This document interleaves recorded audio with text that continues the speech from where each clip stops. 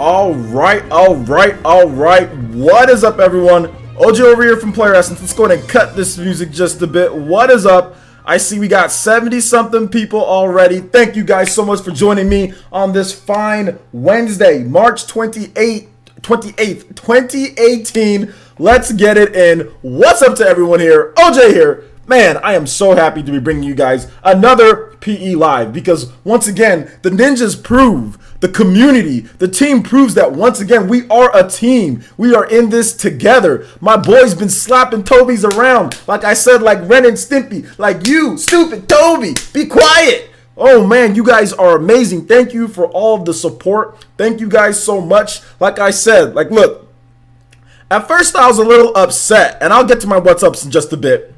At first, I was a little upset when they started calling some of you guys goons. You know what I'm saying? But sometimes you need some goons to take care of some Toby. Sometimes you need some goons to take care of some bullies. You know what I'm saying? So if someone's bullying someone else, then that's okay. We can be goons, okay? We can be goons because remember, the village, we're ninjas. We don't take nothing from nobody. Remember when I had that epic rant a little bit ago where I was telling you guys to stick up for yourself? That's the same thing that I'm talking about here, okay? Same exact thing. You can't have people bullying others and trying to do stuff. If somebody's bullying you, then it's okay. Then you can be a goon, okay? Then you can be a goon. Now, Toby's, we just slap them. We're ninjas. We slap them. We take care of them. We put them back to bed. You know what I'm saying? Put them in the bedtime because they're, you know, they're kids. You slap a kid, just slap him real quick, put him back. He's okay. But if someone's being a bully, then, you know, then unleash the goon. Then I'm going to have to unleash the goons. Then the goons come out. So once again, everyone who follows me on Twitter, you guys know what I'm talking about. So thank you guys so much. I do appreciate the support. So shout out. So let me give my shout outs to everyone here. What up, Nero? I got my mom's phone is popping off in here. My mom came to visit me and then she forgot her phone here. Of course, she forgot her phone. So you might hear my mom's phone going off every now and then. Might have to stop to take a call too. So anyway, the Essence Goonies, we digital slap the Tobies. Shout outs to NA, what's up? El Chupacabra, what is up? SqidVishus, my boy, the right hand man, the Hokage's assistant, what is up? Blaxican, what is up? Luna F, what is good? Everything is good. Kitsune84 says, hi OJ, love the live streams. Absolutely, I love you being here. Shout outs, thank you so much. Alonzo Vines, what's up, man? My day is going good. Been a bit busy, been editing some videos for you guys. Had to take my car to go get an oil change, but apparently my car it takes a little bit more expensive grade because it's my car is turbocharged. So apparently if your car is turbocharged, like it takes a little bit longer, a little bit better grade, or at least it's a, you don't have to put a better grade in there, but it's better for your engine apparently if you do, you know what I'm saying? So yeah, so it just took a little bit more time to do my oil, the oil change that I thought it would do, but it was all good. It's all good. The day's going good. Car's running great. So yeah, man. Another thing, turbocharged engines, man, that kind of goes through gas. Like my whole life, I drove like a hand-me-down Corolla. Like my mom had the Corolla, then my sister had the Corolla, then my other sister had the Corolla, and then it was given to me. You know, so I'm used to pretty good gas mileage and just kind of like a pretty small and not really nice car, you know. And then a couple of years ago when I had the good job that I had in terms of working for this one place, this staffing agency that I worked, well, I wouldn't even say it wasn't a good job, but it was a consistent job, right, or whatever. I bought a nicer car. I bought a 2013 Chevy Cruze LTZ supercharged RS. So it's like, it's pretty quick for how small it is. Pretty quick, turbocharged engine. And yeah, so apparently you got to take a little bit better care of it. Gas goes down a little bit quicker, but you know, it is what it is. Shout outs to the Ravenflow hitting us with that $4.99 Super Smash Brothers DLC donation. Thank you so much, homie. I do appreciate that. He says, I'm about to play Bayo 2. What do you think of it? Man, you must be new to my channel. Bayo 2 is one of the greatest games of all time, in my opinion. Nobody could top The Witch. She is amazing. It's in my top 10 greatest games of all time. I love Bayonetta 1. I love Bayonetta 2. And Bayonetta 3 is going to digitally slap the heck out of all the naysayers out there. So yes, I love Bayonetta 2. I love me some Bayonetta. I've got all the achievements in Bayonetta 1. I've done everything that there needs to be done in Bayonetta 2 on the Wii U. I have not beat both games yet on the Switch yet. I've played through. Still need to go back and play some more, but I've already played the heck out of the game on the Wii U. So all good there. So shout outs, man. Hokage, hope is all is well. Absolutely, Squid. Thank you so much for being here. Spid Monkey, what is up? Andy Mine, the gooniest of the PE goons. Sometimes you need a couple goons to take care of bullies, man. Sometimes you need some goons. I told you guys, I've had some goonish behavior too. Like, remember the story that I talked about where we led those kids to those kids that were picking on us, you know, after school. We led those kids to the park. We threw down our backpacks and said, "Let's go, let's go." Sometimes you got to be a goon to take out a bully. So. Once again, nobody from the PlayerEssence village. I will not be intimidated. None of us will be intimidated online. We will not be cyberbullied online. And then if anybody wants to step up to me and starts talking smack, I will talk smack back. I will slap you back. You are not going to come into my village and start stuff with me. I don't care how trollish you are. We will troll back. We'll bring out the goons. So that's one thing to all the, all the trolls, all the bullies out there. You guys you don't do that. Just stop, calm down. Okay, calm down. Think of what your mom would think in the next room over. Think about what your mom would think before you come and try to bully and troll us here, okay? Like, think about what your mom would think. I don't think your mom wants you doing that. You should be productive. So all you trolls and you bullies, be productive with your little lives. And please go do something else. Don't come here. So, shout outs. We don't take nothing from nobody. Plain and simple. Plain and simple. So, yeah, man. Let's see here. What's up, Fire Blast? What is up? NX Revolution. Shout outs to NX. David Potts. What's up, my guy? Wendell Huggins. Yo, yo, yo. What is up, my guy?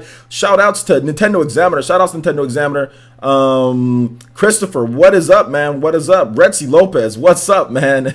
Crazy Justice release date. Yeah, Crazy Justice release date Q2 2018. Shout outs to Retzi Lopez. Thank you for that profile picture. Now I don't know what it is, but now I can at least associate it with something, associate you with something. Shout outs to Raymond Ortiz. Shout outs to Blue Knight, my boy. What's up? Ravenflow, what is up? KJ2399, what is up? J2 Blue, what is up? Shinobu, my boy. Elite Ninja, the Jonin Shinobu.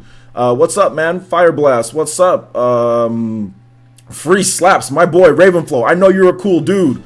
Ravenflow, my guy, I need you to, if you want to be officially part of the Ninja Clan, you've gotten your headband, but if you want to be an official ninja, you want to move up one step or two, please make a profile picture for you so everyone can identify you with something. You're not just a blank avatar here, you're part of the fam, you're part of the ninjas, so please put a profile picture so it gives you a little bit more personality than just a T. You seem like a cool dude, I know you've been around for a bit, just like it's a little bit of a pet peeve of mine to see cool dudes, not trolls. Trolls already know got blank avatars. So the biggest thing for me is that most trolls that come in here, they got blank avatars. So a troll will be able to stick out really quickly, and then we can get them booted out quickly. So I would like everyone who's part of the real fans of PlayerEssence, the real ninjas, you guys go in and put a profile picture there, man, just so I can associate you with something. Shout outs, man. Or was it Red? Yeah, man, that dude Red. I mean, I'm not going to spend too much time on him because he is a loser. The dude is a loser. The dude's been trolling lots of people for a long time. But my boy Red, I will say this to you, and I will say this once, my guy. Get the hell out of my channel, dude. Seriously. You unfollowed me, okay? You unfollowed me. You don't respond back to any time. You don't respond back to anything. You go and you bring up a bunch of stuff. You start a bunch of stuff. Get the hell out of my channel. First, last warning before I really put you on blast, dude. First and last warning, dude. Just stop. Stop being a punk, okay? I've already challenged you. I said, come on my channel and talk about anything that you want to talk about, okay? I know reading comprehension is tough for you. Trust me. Reading Rainbow was not available to everyone as they were kids. From what I understand, some places did not get Reading Rainbow, okay? Apparently you could not do anything as a child because your reading comprehension lacks you have serious issues with reading comprehension. I get it. You know what I'm saying? Video comprehension, reading comprehension, it's tough for everyone. I myself, I was a reading Rainbow kid, so I learned all the basics, the ABCs, the comprehension skills, the things by looking at certain things. I learned that as a kid. Apparently you did not. But that's okay. Reading Rainbow is free. So if you want, I can email link you Reading Rainbow to give you some time before you respond or talk in the village. Once you're done with that, Red Wimbley, once you're done with that, then come back. Because then we probably wouldn't have as many, problems as we have if you just took some time to understand basic English. Okay? Reading Rainbow, it's a great show. It still works for adults, okay? Some of the people that are in adult school, they actually play Reading Rainbow so people can understand. Okay, it's very simple and it still works to this day. And it has the black dude from Star Trek. So I mean, great acting, great scenarios, and it would fit right up where your alley is when it comes to reading. Okay, it fit right where you're at. So Red, I'm gonna hit you up with that link, Reading Rainbow. Take care of yourself, then come back, and then we can talk about things, okay? Good. Good stuff. So shout outs to and that's the last that I'll say on Red Wembley, because I'm really tired of him. This dude has no sense of reading comprehension or video comprehension. Absolutely none. You said Eminem's the great. Eminem's not the greatest rapper of all time. I clearly said, he is one of the best. It was pretty clear that I said one. How are you gonna miss that, my guy? It was very clearly one. I did not say he's the best. I said one. God. Anyway, shout outs to Andy Mine, who donated 20 Norwegian crowns through Super Chat. It says, can we call the trolls jabronis in the village? You can call them Tobies, you can call them jabronis, you can call them what you feel like. I've called them jabronis a couple of times myself. Shout outs to Fairy Tiger with the $5 donation. Thank you so much, and I appreciate you using Streamlabs, homie. And he says, enjoy the stream, everyone, bedtime, and I'll see you tomorrow at tomorrow's stream. Why don't you play something good for the ninjas? Just pick something. Absolutely. Let's go ahead and play some Xenoblade Chronicles 2. That never gets old. You already know what I'm gonna pick, dude. If I get a chance to pick something, it's going to be it's definitely going to be it's going to be Counterattack. So Xenoblade Chronicles 2 Counterattack. Let's go. All right. It's okay. You can listen to Counterattack and watch Reading Rainbow at the same time. So it makes sense, Red. See, power level Amy. I like power level Amy because she can. Whoa, somebody is busting my door. Hold up. This? Yeah, I mean, Grandma Tina's here. Oh, okay. Grandma Tina's here. Tell her that I'm streaming. Thank you. My mom left her phone here. She came back and got it. Anyway, I like power level Amy because me and power level Amy, we can disagree, but power level Amy, she reads. She can understand. Like, I like that. I like when people. It's fine to have a disagreement. But power level Amy, she reads what you're saying and then responds accordingly. Even if we disagree, I love talking with Amy because we've disagreed on tons of stuff because Amy actually reads. I like her because she's smart. I don't have a problem. See, people say that I have a problem with people disagreeing with me. No, I don't have a problem with people disagreeing with me. I have a problem when people can't read. That's the problem that I have is when you can't read. When your reading comprehension is low. That's what I have a problem with. Because so many arguments or so many things start up online because people cannot read. Anyway. I am the MVP. Shout out to Power Level Amy. Thank you so much for coming here. Appreciate that, Power Level Amy. Apparently I have no sense of writing apprehension. Stupid keyboard. Shout outs, man. Call them Sean Bradley? What? Sean Bradley, my boy Sean Bradley from the NBA. Amy, take a cookie. Take a cookie, Amy. YouTube didn't notify you. Yeah, man. YouTube's not going to notify you. And just hit the bell icon, right? I mean, that's all you can do, right? You can just try to hit the bell icon and hopefully something happens. Hopefully. OJ, have you played Ni no Kuni 2? No, I'm still waiting for my copy in the mail. Bandai Namco sent it out yesterday. So yeah, Bandai Namco doesn't send out yesterday. Crazy Justice don't look outstanding. Graphics don't look outstanding. Do they need to look outstanding? They look good enough for the type of game that it is. Did I say that they look outstanding? Nobody said that they look outstanding. They look good enough for what they're trying to do, and for the art style that they're going for. And the game's not done either. So there you go. Anyway, Far Cry 5 is really fun. All right, Far Cry is really fun. Anyway, so let's go ahead and get into a little bit of Crazy Justice, guys. Why it's set to explode. So Crazy Justice is the only game on the Nintendo Switch at the time that'll be released that it's going to be a Battle Royale mode. There is no Battle Royale games at all on top of a single player campaign.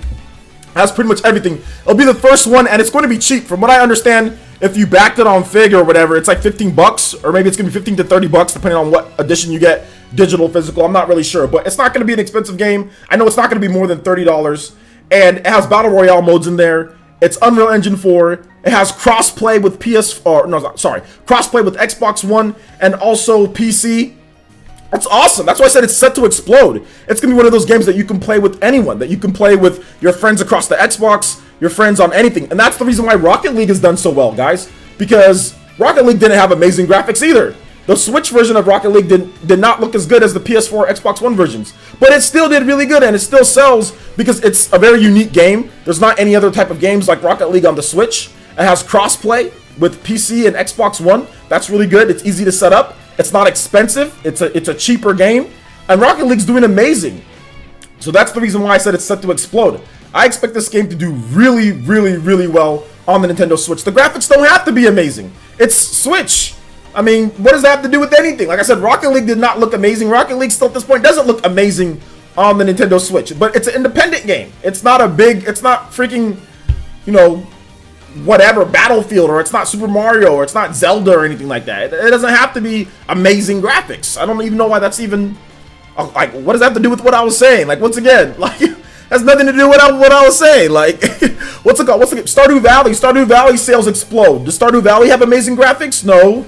Most of the games on the eShop don't have amazing graphics, but they still sell well. They still do really well. Celeste, that game does not have amazing graphics, selling really well. There's tons of games on the Switch that don't have amazing graphics. So that has nothing to do with what I was trying to say here. Crazy Justice is set to explode, so it has nothing to do with that. I mean, if you're just making a comment, I get it. But it has nothing to do with what I was saying. Now, shout outs to WTS Fox hitting us with that $10 donation. It says, thought I should support the channel because you are my #1 source for info on YouTube. My boy, WTS Fox, thank you so much. I do appreciate the support on the channel, and I am glad that I am your #1 source for news on YouTube. There is a little bit of a thing. Some news channels are under attack. Some channels that like to talk about games are under attack by certain people. So, oh man, that kind of flew out there.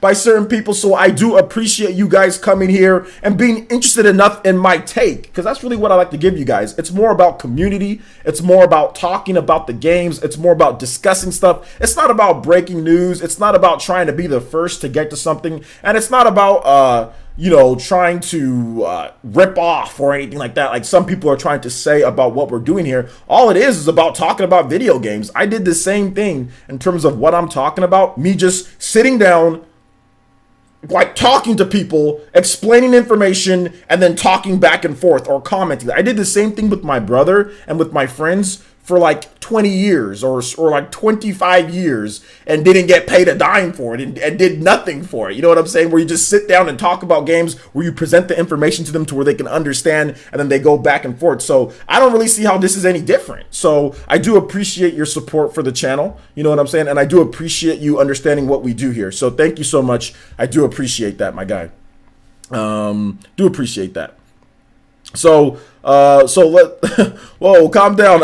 Calm down. I understand, like, maybe yes, the graphics aren't the best on the Nintendo Switch, but it's probably going to run better because of that, or the graphics aren't the best, period. I mean, I think they're showing the PC version, so the game's graphics aren't the best, period, but it's still going to do well. Like I said, I think we've all shown at this point, like, I think the Switch has shown that you don't need amazing graphics to explode on the Nintendo Switch. All you need is a unique concept. All you need is to be, well, I wouldn't even say a unique concept. All you need is to be notable on the Switch. That's the biggest thing. If you want to be successful on the Switch, be notable. And I think the biggest thing with Crazy Justice is that it's notable because everyone else is dragging their feet when it comes to Battle Royale games.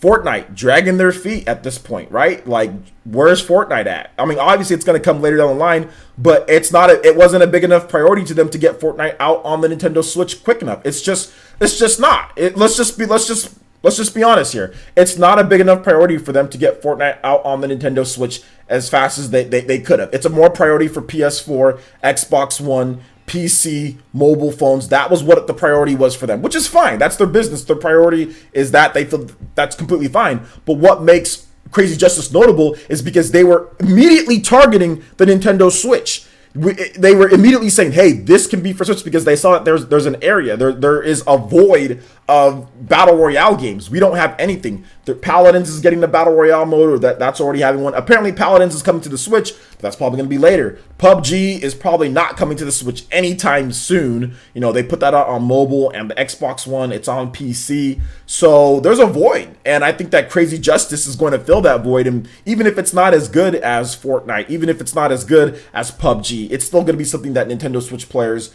go to play because of the price.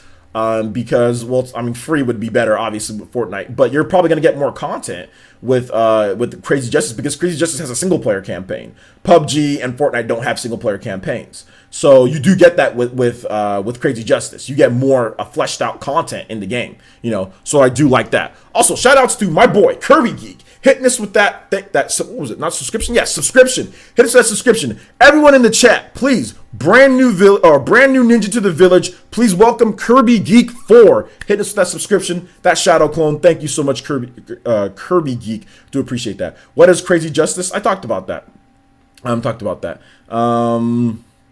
Overwatch on the Switch. I mean, Overwatch would be great, Donkey Kong. Overwatch would be great. But it's just like I said, it's not a priority for them. It's not a priority for them to put Overwatch on the Switch. It's been years now. They have not said anything. They've been skeptical about the specs in terms of what it can do. So it's not a priority for them. And no, the Blizzard doesn't need Nintendo Switch. You know, that's another thing that you also have to put out. They don't need Nintendo, so they're not going to prioritize Nintendo. That's one thing that a lot of people also need to understand, you know. At least it'll run better than PUBG. Yeah, it'll probably. Are you talking about Crazy Justice power level aiming? Yeah. It'll probably run better than PUBG. It'll probably run better than PUBG. So yeah, man. What's up, Outcast? How's it going, man? Thanks for coming out to the stream. So let's see. If GTA doesn't come out this year, then it's never coming. I wouldn't say that if GTA doesn't come out this year, then it's never coming. That's not true. That's just not true. That's just an assumption by your end. It could come next year. It could come this year. But to say that it's never coming, then that's just not true. It's just something that you can't verify. So we need to wait and see on that one. Fortnite does have a campaign. Fortnite's free multiplayer mode doesn't have a campaign. The boxed version of Fortnite, in terms of that game has like a really weird tower defense type of game. It's not really like it is a campaign, but it's more like a tower defense game. You know what I'm saying? But the free version of Fortnite, like what everyone actually plays, does not have a normal campaign mode. But Fortnite has like a weird tower defense type of mode. It's not going to be like a real it's not like a real single player campaign, like Crazy Justice will have, you know? So yeah. Let's see here. You're a new subscriber. And he says, is it I'm Taco? I'm Taco 21 says, hi, I'm a new subscriber and they told me to join. He is my friend. He said that your name is OJ. Nice to meet you. Nice to meet you. I am Taco. Thank you for subscribing. Everyone in the chat, please welcome my boy. I'm Taco 21 hitting us with that subscription love. Do appreciate it. This is the Elite Ninja Village of PlayerEssence. You have your headband. Welcome to the village. Work your way up, and hopefully we can have a lot of fun here, man. No, I'm joking. You don't have to work your way up. Everyone's welcome here. And my girlfriend is yelling at my daughter, and my daughter is screaming right by my door. So that's not fun while I'm streaming. The Ravenflow hitting us with that $1.99 donation to Super Chat. It says, what would be crazier? Is it The Last of Us 2 or Red Dead Redemption Battle Royale? That's a good question. I would probably say what would be crazier? I would say Red Dead Redemption 2 would be crazier, just because that's a Western setting, so that would be like a crazier Battle Royale mode, whereas The Last of Us 2, it's funny, out of all of these different Battle Royale modes and settings, I think The Last of Us 2 makes the most sense for Battle Royale mode, because The Last of Us 2 is already set in like some type of apocalypse. So that would make sense that you're trying to fight to be the last person standing, right? I mean, so yeah, I mean, you're trying to fight for resources, trying to fight for guns, trying to fight for all sorts of stuff. So yeah, I mean, I guess it would somewhat make sense, although you would probably want to preserve humanity, so you don't want to fight against each other and kill each other and maybe work together. But yeah, maybe it doesn't make sense. But either way, both of them would be crazy, but I think Red Dead Redemption 2 Battle Royale would be a little bit crazier. Although if you look at what Red Dead Redemption 1 did and the online, that wasn't a traditional Battle Royale mode, but it was still like you can go in and you can have fights against each other. You can team up with each other. Like you can go and be having shootouts and stuff. So maybe it was kind of a Battle Royale mode, just not as well implemented. But yeah, good stuff, man. I have a headband. Thanks. Absolutely, man. Absolutely. What's up, L Jink? How's it going, man? What's up, Blue Knight 7? How's it going? How long do you think Fortnite will stay alive? Okay, while we're on the topic of Battle Royale, guys, give me your thoughts and comments on Crazy Justice. And you can also talk about, I guess, other stuff too with Battle Royale games. I think Fortnite's going to last a long time. I think it's going to last a long time. It's free, so that's one thing. And as long as they keep on adding content to it and putting in more things, I think Fortnite's going to really be the dominant game out there. It's been getting way too much free publicity that it even really needs. I mean, when you have... I'm not going to say who the streamer is because I no longer, not like I respected him much in the first place, but I now I have zero respect for him. But there was a guy who was streaming, and he streamed with Drake, the rapper or R&B artist or rapper R&B artist. I don't really know how to classify Drake's music.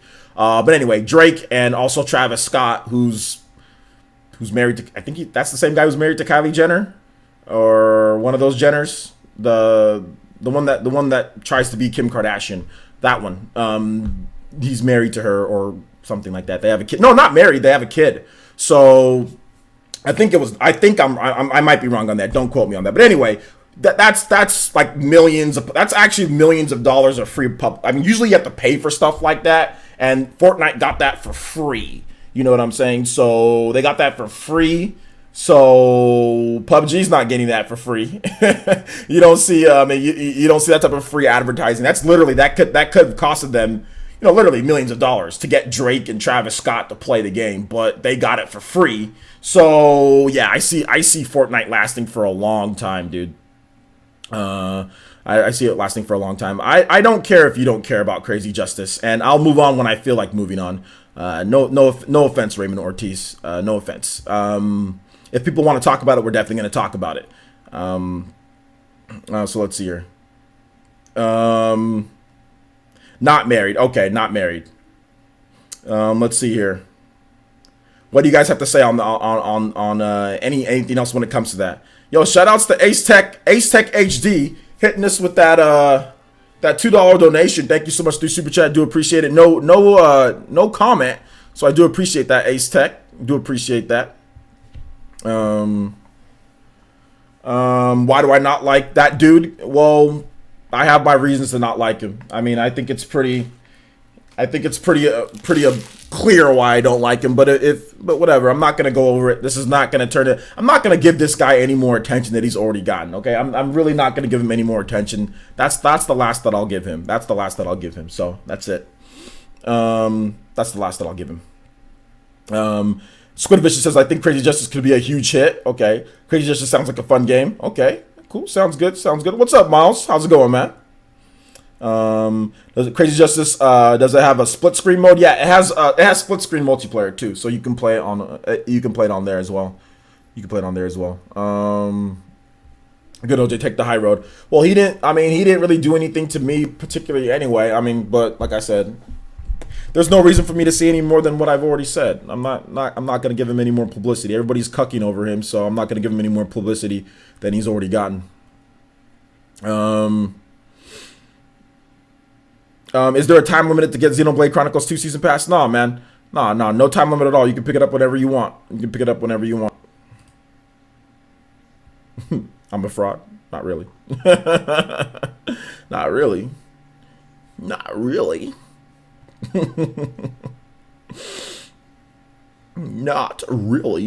Yes, more. That's your favorite. That's your favorite. Oh, Marigawa Link, he's just playing, Squid. He's just playing. Marigawa Link, he's just playing, Squid. he hasn't been here for a while. I'll unban him. Oh man. Oh, Renty Lopez. Are we discussing the media crate? Yeah, man. Let's go ahead and move on, I guess, right? So let's talk about the media crate. I don't want to focus on the media crate too much because people like to overblow like what's going on, like with media, like media crate. People like to, sometimes they go a little bit too far. So okay, so here's the thing, guys. So Japan is getting, that's not, I was about to use pretty bad terminology. Japan is getting, that's not good terminology either. Japan is getting a lot of Japanese RPGs, a lot of games, and a lot of them are not selling up to the expectations in people's minds. Not actually what the developers think, but in people's minds, it's not selling up to expectations. This past week, Valkyria Chronicles 4 came out, and Ni no Kuni 2, two top-rated, really good RPGs on the PS4, okay? And both games did not sell well, despite the PS4 having a bigger install base than the Switch. You've got games like Kirby that beat it out again. In its second week, Kirby outsold Ni no Kuni 2, which got like a 38 or a 39 out of 40 from Famitsu, and it outsold Valkyria Chronicles 4. So two new games on a bigger install base. And Kirby's not as good as those games, guys. And it's just kind of, okay, so Gematsu, and I'll just kind of go over this. So Gematsu is probably the biggest one of the biggest like Japanese focused news sites out there. They cover they cover more than just Japanese news, but a lot of people who really like Japanese games go to Gematsu. So that's why I kind of use Gematsu a lot. I love this site. I think the editors are great. This is nothing on the staff of Gematsu. This is nothing on the site of Gematsu. They don't really clickbait too much. They don't do that. They're a good site. I've been following Gematsu for years. So this has nothing to do with the site, but the users of Gematsu. The PlayStation fan base of Gematsu, the people there, 400 comments on the latest Media Create sales charts because Ni no Kuni 2 and Valkyria Chronicles 4 got bodied by a kid's game, by a child's game, which is Kirby, okay? Kirby is looked at as a family game. It's looked at as more for children, which it is. Okay, you can. I'm not saying that it's a kiddie game and you can't play it, but what I'm saying is that it's a game that everyone can play. It's a very inviting game. You can play it as a. It doesn't matter how old you are. Anybody can play the game. Okay, it's a game for everyone. It's a game for kids. It's a game for adults if they want to play with their kids. It's a game if you want to play it by yourself and you like Kirby. It's just a straightforward action platforming game, and it's fun. It's fun to just go through and mess people up. It's not super hard. It's just a fun game to play through. And a lot of people in Gematsu are sitting there making excuses. Sitting there saying all sorts of stuff. 500 comments because Kirby beat out 2 hardcore RPGs. People need to understand. Gematsu users need to understand. PS4 is not where people want to play RPGs anymore in Japan. It's just not. Yes, Monster Hunter is Monster Hunter, and that did fantastic. But I guarantee you, if Monster Hunter World was an exclusive for the Nintendo Switch, I guarantee you it would have sold more, or just as I think it would have sold more in Japan on the Nintendo Switch than it did on the PS4. If it was an exclusive to the Nintendo Switch. Okay? Just because Monster Hunter did really well doesn't mean that Ni no Kuni 2, that Valkyria Chronicles 4, that Dragon Quest, that all these other games are going to do gangbusters in Japan. Okay, Final Fantasy 15 did not do. I mean, it did okay in Japan, but then it fell off the charts. PS4 is no longer the place for Japanese gamers as far as where they want to play RPGs. And Gematsu users do not understand this. You need to wait for worldwide sales.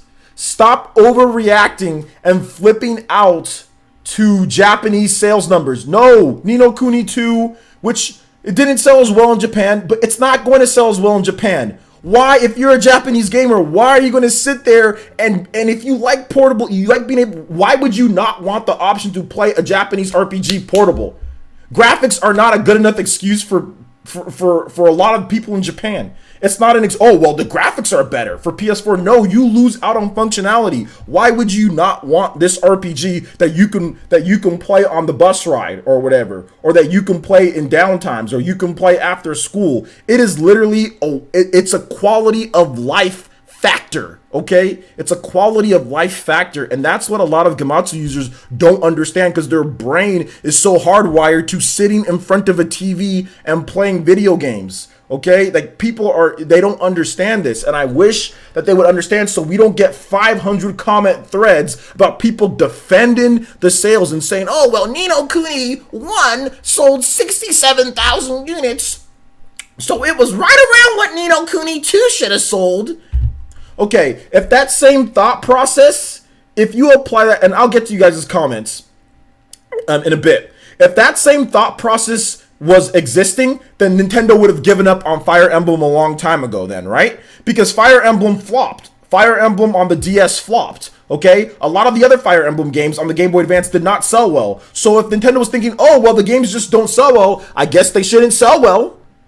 That thought process is horrible. No, when you make a quality game, you want it to sell more. I can't stand that thought process of, okay, well, this game sold this, so therefore it's okay because this much higher quality game in the same franchise sold this way. No, Ni no Kuni 2 would have sold a lot better on the Nintendo Switch. Now, this game was in development far before the Switch was even a thing. This game has been in development for like 4 or 5 years, okay? So I'm not saying that there could have been a time, but Japanese gamers are at the point of it's either Switch or nothing. You give me a Switch, give me a Switch version, or I will just continue playing Splatoon. That's where a lot of Japanese gamers are at. You give me a Switch version, or I will play Splatoon, or I will buy a game on the Switch. A lot of Switch gamers, a lot of gamers in Japan are saying, okay, well, you know what? There's no Ni no Kuni, there's no this game. Like, it's like, no, I'll just buy Kirby instead. Clearly that's what they're doing. I'll just buy a Switch and Kirby because I can play Kirby anywhere I want, and at home I got to do my homework. I don't have time to sit down and play a game, a big RPG like Ni no Kuni at home, especially if I just bought Monster Hunter. Maybe I can get Monster Hunter in Japan, but Japanese gamers aren't going to just continue to throw money at all these big RPGs that they can only play at home. That's stupid. That's a waste of their time and money because they're never going to get to them. I don't know if you guys know the Japanese school year, or they have school Monday through Saturday. There's no time to sit at, and a lot of Japanese gamers, you know, their parents are pretty strict when it comes to the amount of time that you can playing a game. Whereas they get time to play if they're not at home on the bus ride or whatever, they can play a game. So it's so dumb to sit here and throw all these RPGs and not have a Switch version. People don't have time to play all this crap. Japanese developers need to understand. They need to understand this. Like, they don't have time. Your games are not gonna, with the Switch out, your games are not gonna sell as well. It's just not. It's not gonna, without a Switch version, you will lose sales every single time going forward. It's clear. The Switch is probably gonna pass up PS4 in lifetime sales this year. Probably. So that's just, I mean, I know this was a long rant, but I'm so sick and tired of Gematsu users acting like it's okay, as if there's not a shift. It's so stupid. Get it through you guys' heads. It's simple. PS4 is great. The sales are not gonna come from Japan. What? Yeah, I got my phone. What's up? Okay, all right, guys, give me just a second. My girlfriend's leaving, so I got to give my daughter my phone so she can watch some YouTube Kids. Give me 1 second, and I'll be right back with this rant. I'll get up. Let me read up some donations real quick. Shout outs to Sakon10 with the $2 donation. It says Kirby use down B. There you go, Anime. What do you want to watch, baby? Baby Lives. Baby Alive? Yeah. Is that your favorite? Yeah.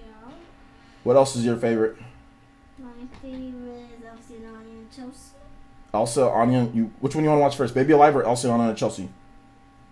Baby Lives. Okay, Baby Alive? Yeah. Okay. Here you go. Ding.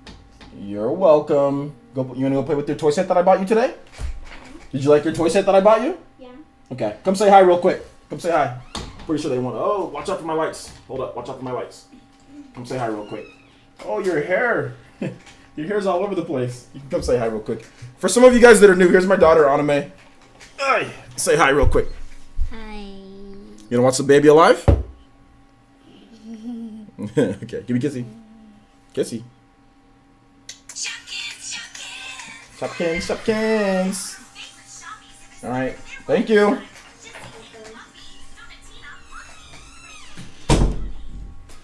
Yeah. Okay. Alright, so Sakon donated $2 through Super Chat and says Kirby used down B on VC4 and Ni no Kuni 2. Spit out their power. Let's go. Took them sales, baby. Marigawa Link donated $5 and says, "You know me well." LOL. Yeah, man. Marigawa Link. He's old school. He's he's a competitive trash talker. So it's all good. It's all good, Marigawa. Thanks for showing up, man. I appreciate the $5 through Streamlabs. Thank you so much, homie. Andy Mine P donated 50 NOK. Thank you, Andy, for another donation. And he says through Super Chat, he says Japan is the living definition of portability over graphics. Exactly. I don't know what these users are thinking, but yeah, man, it's pretty funny because I want to spend some more time on this, guys. And please give me your comments when it comes to this. Like, everyone in Japan, you can't sit here with Bandai Namco and tell me that you're okay with 50. You just made Bandai Namco and Level 5 just made a top tier RPG. Now, Ni no Kuni, I'm not seeing it up in the Amazon sales charts either. I mean, it's going to do better in the West. Don't get me wrong. It's going to do better in the West, but I'm not seeing it up in the Amazon sales charts. So usually that's not a good sign. That's usually not a good sign. Kirby's still beating it, I think. Also, it doesn't help that Far Cry 5 came out around that time too. So it's just one of those things to where it's just like, I don't understand why people don't understand this. Like, I don't get it. I don't get it. So anyway, let me get you guys' comments. Sorry, I was on my rant. So let me, I'll go over, if you type something and you want me to read it, I'll go over it again. So shout outs to the Raven Flow with the $1.99 donation. Thank you so much, homie. He says most JRPGs should be multi-plat with PS4 and Switch. Exactly. Vaughn Lynch hit us with that subscription. Thank you so much. Welcome to the village, Vaughn. I do appreciate that. Everyone in the chat, please make Vaughn feel very, very welcome. I do appreciate that subscription, man. This is the elite Ninja Village of PlayerEssence. Trust me, you'll learn to find out why. Not a better community out there than PlayerEssence. So thank you so much, homie. Yo, what's up, G5? How's it going, man? All right, so yeah, like I said, I know you guys had a lot of comments, but I don't want to be too behind, so please copy it. If you see a comment that you made and you want me to read it, please copy and paste it and put it back down, and I will try to get to it so I can read off, because I know you guys want to talk about this, and I missed so many of you guys' comments when my daughter came in and all that stuff. So let's see here. Sales of Persona 5 compared to Persona 4 Gold on the PS Vita sells it all. Exactly, KJ. Exactly. I mean, Persona 5 is, I think it sold more, but at the same time, like the fact that it's anywhere even close, the fact that the Persona 4 Golden sold over 1 million copies on the PS Vita says it all. I mean, I think it says it all, you know. How much has Kirby sold exactly? In Japan, Kirby has sold over 306,000 units physical only. In terms of digital sales, I mean, I don't know how much, but if you're going to tack on 15%, 10 to 15%, I mean, maybe it's around 350,000, maybe it's around 340. I don't really know, but 300,000 copies plus in 2 weeks for Kirby is very, very, very good. It's outselling Kirby Triple Deluxe, and it's outselling Kirby Planet Robobot in Japan in terms of opening sales and on a smaller install base. So Kirby sales are surprising a lot of people in Japan. Surprising a lot of people. Sony will probably go down the hybrid market in the future, accommodate the Japanese market. I think that they're going to have to. If they feel like Japan is important, they will. If they don't, then they won't. When are you going to start the Dragon Quest 11 rant? I've been depressed since this morning. I already made a video on Dragon Quest 11, and I'm not going to be a rant. We're going to talk about Dragon Quest 11, but I'm definitely not going to rant about Dragon Quest 11. I'm going to rant about this because this is stupid. This is something that, in my opinion, can be fixed. Dragon Quest 11, in terms of it, and like I said, we're going to talk more about this Gematsu thing and the sales of Jet. We're going to talk about that for a bit more because I know you guys have a lot of comments. Dragon Quest 11 cannot be helped with Dragon Quest 11. There's nothing that we can do to fix it. So no amount of ranting or raving is going to be able to fix that. Now, I feel that people can understand better in terms of what's going on in Japan. So maybe this video maybe gets through to somebody because minds can be changed. But what's going on with Dragon Quest 11, nothing can be changed. There's nothing that anybody can do. So there'll be no rant from me because that's just artificial drama in my opinion. So let's see here. Casillo Santos says, if Ni no Kuni 2 comes to Switch this year, this will be the second big chance of that game. Just imagine if Persona 5 came to. Yeah, Persona 5 and Ni no Kuni 2 would do great, but Sony's money, right? Sony's money. So, so shout outs, man. It's a must play. Hopefully it's worth the wait. Yeah, I think it'll be worth the wait. Okay, shout out to Zach Brand. Appreciate that, man.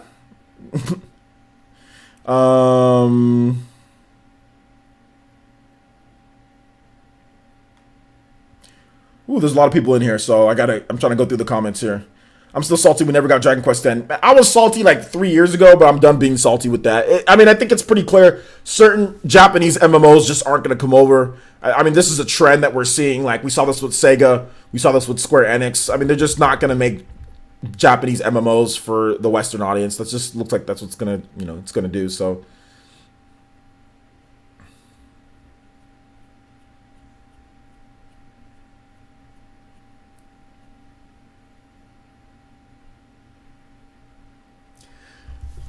Yeah, Ni no Kuni 2 is a PS console exclusive. Ni no Kuni 1, here's another comparison, guys. Ni no Kuni 1 sold over, and shout outs to Blandrew for this one. Ni no Kuni 1 on the DS sold 170,000 units. Ni no Kuni 1 on the PS3 sold 67,000 units. So, right there, more than double.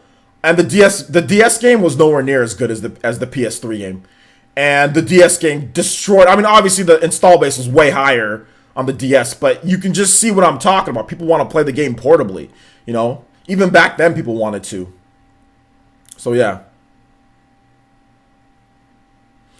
Miles Spano says, OJ, solid points with the Japanese third parties. They see more potential in Switch than PS4. Keep in mind that not only the sales they see, it's the concept of the Switch as a hybrid. Well, that's the thing, guys. Everyone got caught with their pants down, right? Like, nobody thought it was going to be great, so therefore that's why you see them, taking a while. But at the same time, I mean, to be fair to Japanese third parties, it took them a long time to really jump on the PS4. How many great Japanese games were on the PS4 in the first couple of years? Zero.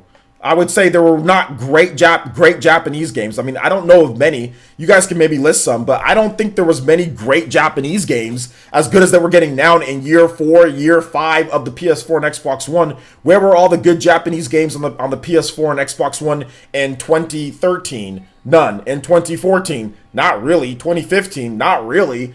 It wasn't until like 2016-ish, 2017 that we even started getting good games. And really, this is the best year from a Japanese developer standpoint. 2018 is literally the best year so far for Japanese developers. This has been the best year. 5 years after the PlayStation 4, or going into 5 years after the PlayStation 4 was launched. So to be fair to Japanese developers, it's not like they jumped on the bandwagon of PS4 and Xbox One super fast either. So that's one thing to keep in mind, just so we can keep it balanced here. Maurice Buck hitting us with that subscription. Thank you so much, Maurice. Do appreciate that. Welcome to the elite ninja village of PlayerEssence. Everyone in the chat, please make my boy, Maurice Buck, feel very, very welcome. So, OJ, are you giving Try to Phantasy Star 2 online eShop only? I might just download it and try to get through it, but I mean, I can't understand Japanese, so... yeah, Power Level AB, I'm on the same boat. I thought it was a stupid idea at first, but then I kind of came around to it after the Nintendo Switch Direct and what they're kind of showing off. And you know what really hit me? When it really hit me that this Nintendo Switch was going to be big, like, I mean, obviously I knew about it beforehand, like after the January presentation, after I watched it 3 times, I changed my mind. But when I realized, like, when they said Fire Emblem, and I just got goosebumps right now when I just said Fire Emblem. That's how much I love the franchise. When they're like, okay, well, Fire Emblem's coming to the Switch, that's when I realized it, like, really snapped. I mean, because remember, they announced Fire Emblem for the Switch before the Switch came out, okay? It just snapped in my mind. I was like, oh my gosh, we're going to get all of those franchises that were split between 3DS and Wii U. We're going to get all of them on the Switch. So all of the games that I was always wishing that I could play on my TV in addition to on the go, like Fire Emblem, like Bravely Default, like Pokemon, all of these games are going to come to the Switch, which I can play on my TV and I can play on the go. This system's going to be amazing. So that's when it really hit me. That was like when it hit me, like with the like a ton of like bricks. It hit me like right then and there. I was like, oh snap, this is going to be big. This is actually going to be big. So shout outs. Also shout outs to Sakon10 with the $2 donation through Super Chase. It's time for Nintendo to money hat some third party games. No, actually, no, it's not time for Nintendo to money hat third party games. No, it's actually not time for that. They already pay for certain things, so they've already been money hatting certain ones. But no, Nintendo does not need to money hat for third party games. Absolutely not. They're already getting stuff like Ys 8, Lacrimosa of them. They're already getting stuff like Dark Souls Remastered. They're already getting stuff like Street Fighter 30th Anniversary. They're already getting stuff like SNK Heroines. They're already getting stuff like Blaze Blue Cross Tag Battle. They're already getting a ton of games. If developers are too stupid or don't want to put their games on the Nintendo Switch, third-party developers, that is, especially Japanese ones, let them not reap the benefits of that, and other Japanese developers will come in and take those sales. Other Japanese developers will. Like, it's just plain and simple. No, it's absolutely not time for Nintendo to the money hat third-party developers. I mean, if there's a game that Nintendo wants to fund, like Bayonetta 3, and make that an exclusive, then okay. If you mean that type of money hat, okay, as an exclusive, got you. But you mean as in like paying for stuff like Dragon Ball Fighter Z, or paying for something like Code Vein, or paying for ports like that? Hell no. Not even a no. That's a heck, hell no. Absolutely not. That sets a horrible precedent. No, that is dumb. If they're too dumb to not put the games on there, you want to cuck over a PlayStation 4, excuse my language. If you want to do that and you want to think that the fan base is going to support you all the way, and you're going to, if you think that that's going to happen for you, then do that. But outside of Monster Hunter 4, what major Japanese games have sold like gangbusters in the West? There hasn't been many. Final Fantasy 15, that sold pretty good. Sold a lot off of hype, but that sold pretty good. But how many big games? Look at all the big Japanese games we've been getting. I doubt any of them are going to sell huge numbers even in the West. They're going to do okay, but a lot of people are going to buy Far Cry. A lot of people are going to buy the Western games. If Japanese developers don't want to put their games on the Nintendo Switch, which they're going to, Absolutely not. It's not time for it's time for Nintendo if you want to pay for some exclusives. Absolutely, but to start money adding Japanese games? Nah, man, that's stupid. There's no need. There's no need to do that. No need to do that. I have too many games ordered. Power level Amy, I don't even know how you have time to play games. You're too busy. I already talked about Crazy Justice. Basically, it looks like it's gonna be pretty good on the Switch. Crossplay, all that good stuff. Switch will be the RPG haven. Yeah, there's already a lot of good RPGs coming. Valkyria Chronicles 4, that's coming this year. We also got Project Octopath, that's coming. We got Ys 8, Lacrimosa Ivana, that's coming. South Park, even though it's not a JRPG, South Park is coming as well. Some good stuff coming in. Good stuff in the pipelines, man. Smash that like button. Let's go. Smash that like button, guys.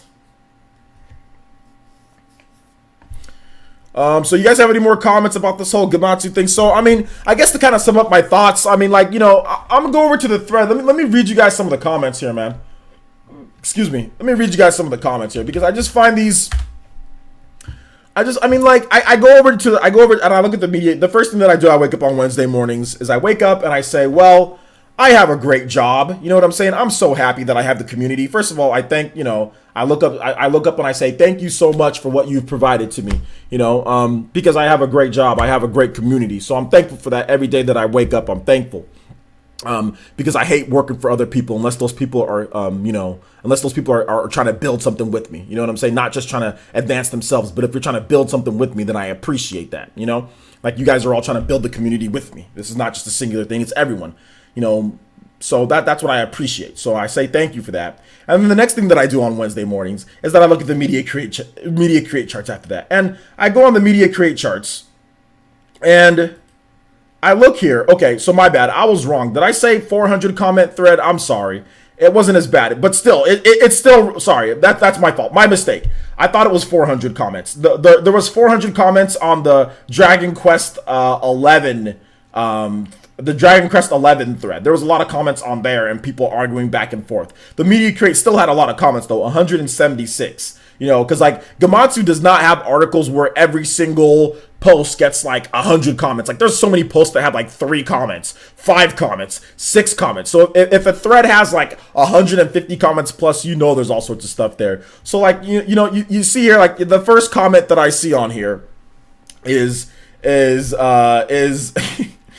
Donkey 101 says, this is why Ni no Kuni 2 should have been on the Switch. VC4 will sell 100,000 copies once it's released on the Switch. We don't know if it will. It might not. It might not sell 100,000 copies. We have no idea about that. So it's not just on one side. It's on the other side as well. And then 9 says, VC4 and Ni no Kuni 2 both did great. I hope they sell more in the next weeks. What type of stupid comment is that? I hope they sell more. What are they going to do? Are they going to stop selling it? Are they going to sell 0 copies in the next week? Like, what type of comment is that? I hope they sell more in the next weeks. What do you mean they hope they sell more? What? Yeah, they're going to sell more. What game does... And no, they didn't sell great. No, they did not. Why did you convince yourself? No, they did not sell great. No, they did not sell great. No. Ni no Kuni is a top tier, one of the best rated games of all time on Famitsu. A very, very good game. No, it did not sell great. Ni no Kuni 1 on the DS, a game that's far inferior, sold 170,000 copies. It sold more than Ni no Kuni 2's launch and Ni no Kuni 3's launch combined. And you're going to sit here and tell me that a DS game that's nowhere near as good, those sold great? No, it didn't. No, it didn't. Now, was it in line with what the franchise has sold in the first game? Yes. Does that mean that it needs to sell that again? No. The funny thing is that I see these same type of people, don't want to label everyone, and I don't like to do this, but these same dudes, some of this, I'm not going to say this guy, but this same dude is going to go out and say, oh, well, Xenoblade Chronicles 2, I thought it would do better than that. It's so funny because if you go on the thread about Xenoblade Chronicles 2, oh, okay, well, I guess it did good. Xenoblade Chronicles 2 did 100,000 in its first week on an install base nowhere near as good. And these are long-running, not long-running franchises, but Ni no Kuni 2 is a franchise that's been around. You also have Valkyria Chronicles, which has been around. And Xenoblade Chronicles 2, you had people saying, oh, well, it didn't do that great. But with these ones, trying to convince themselves that it did great. No, Ni no Kuni 2 should have sold like 180,000. It should have sold like 200, 300, 400,000. It should have sold something crazy. It's a lot better than what it's actually selling. You know what I'm saying? If Xenoblade Chronicles 2 can sell as what it did, then so can Ni no Kuni 2. It could have sold as high. Yeah, it's so funny. But let's go over some more of these comments.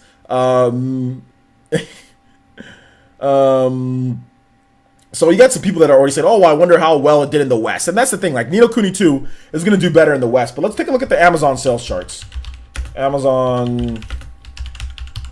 take a look at the Amazon sales charts for video games.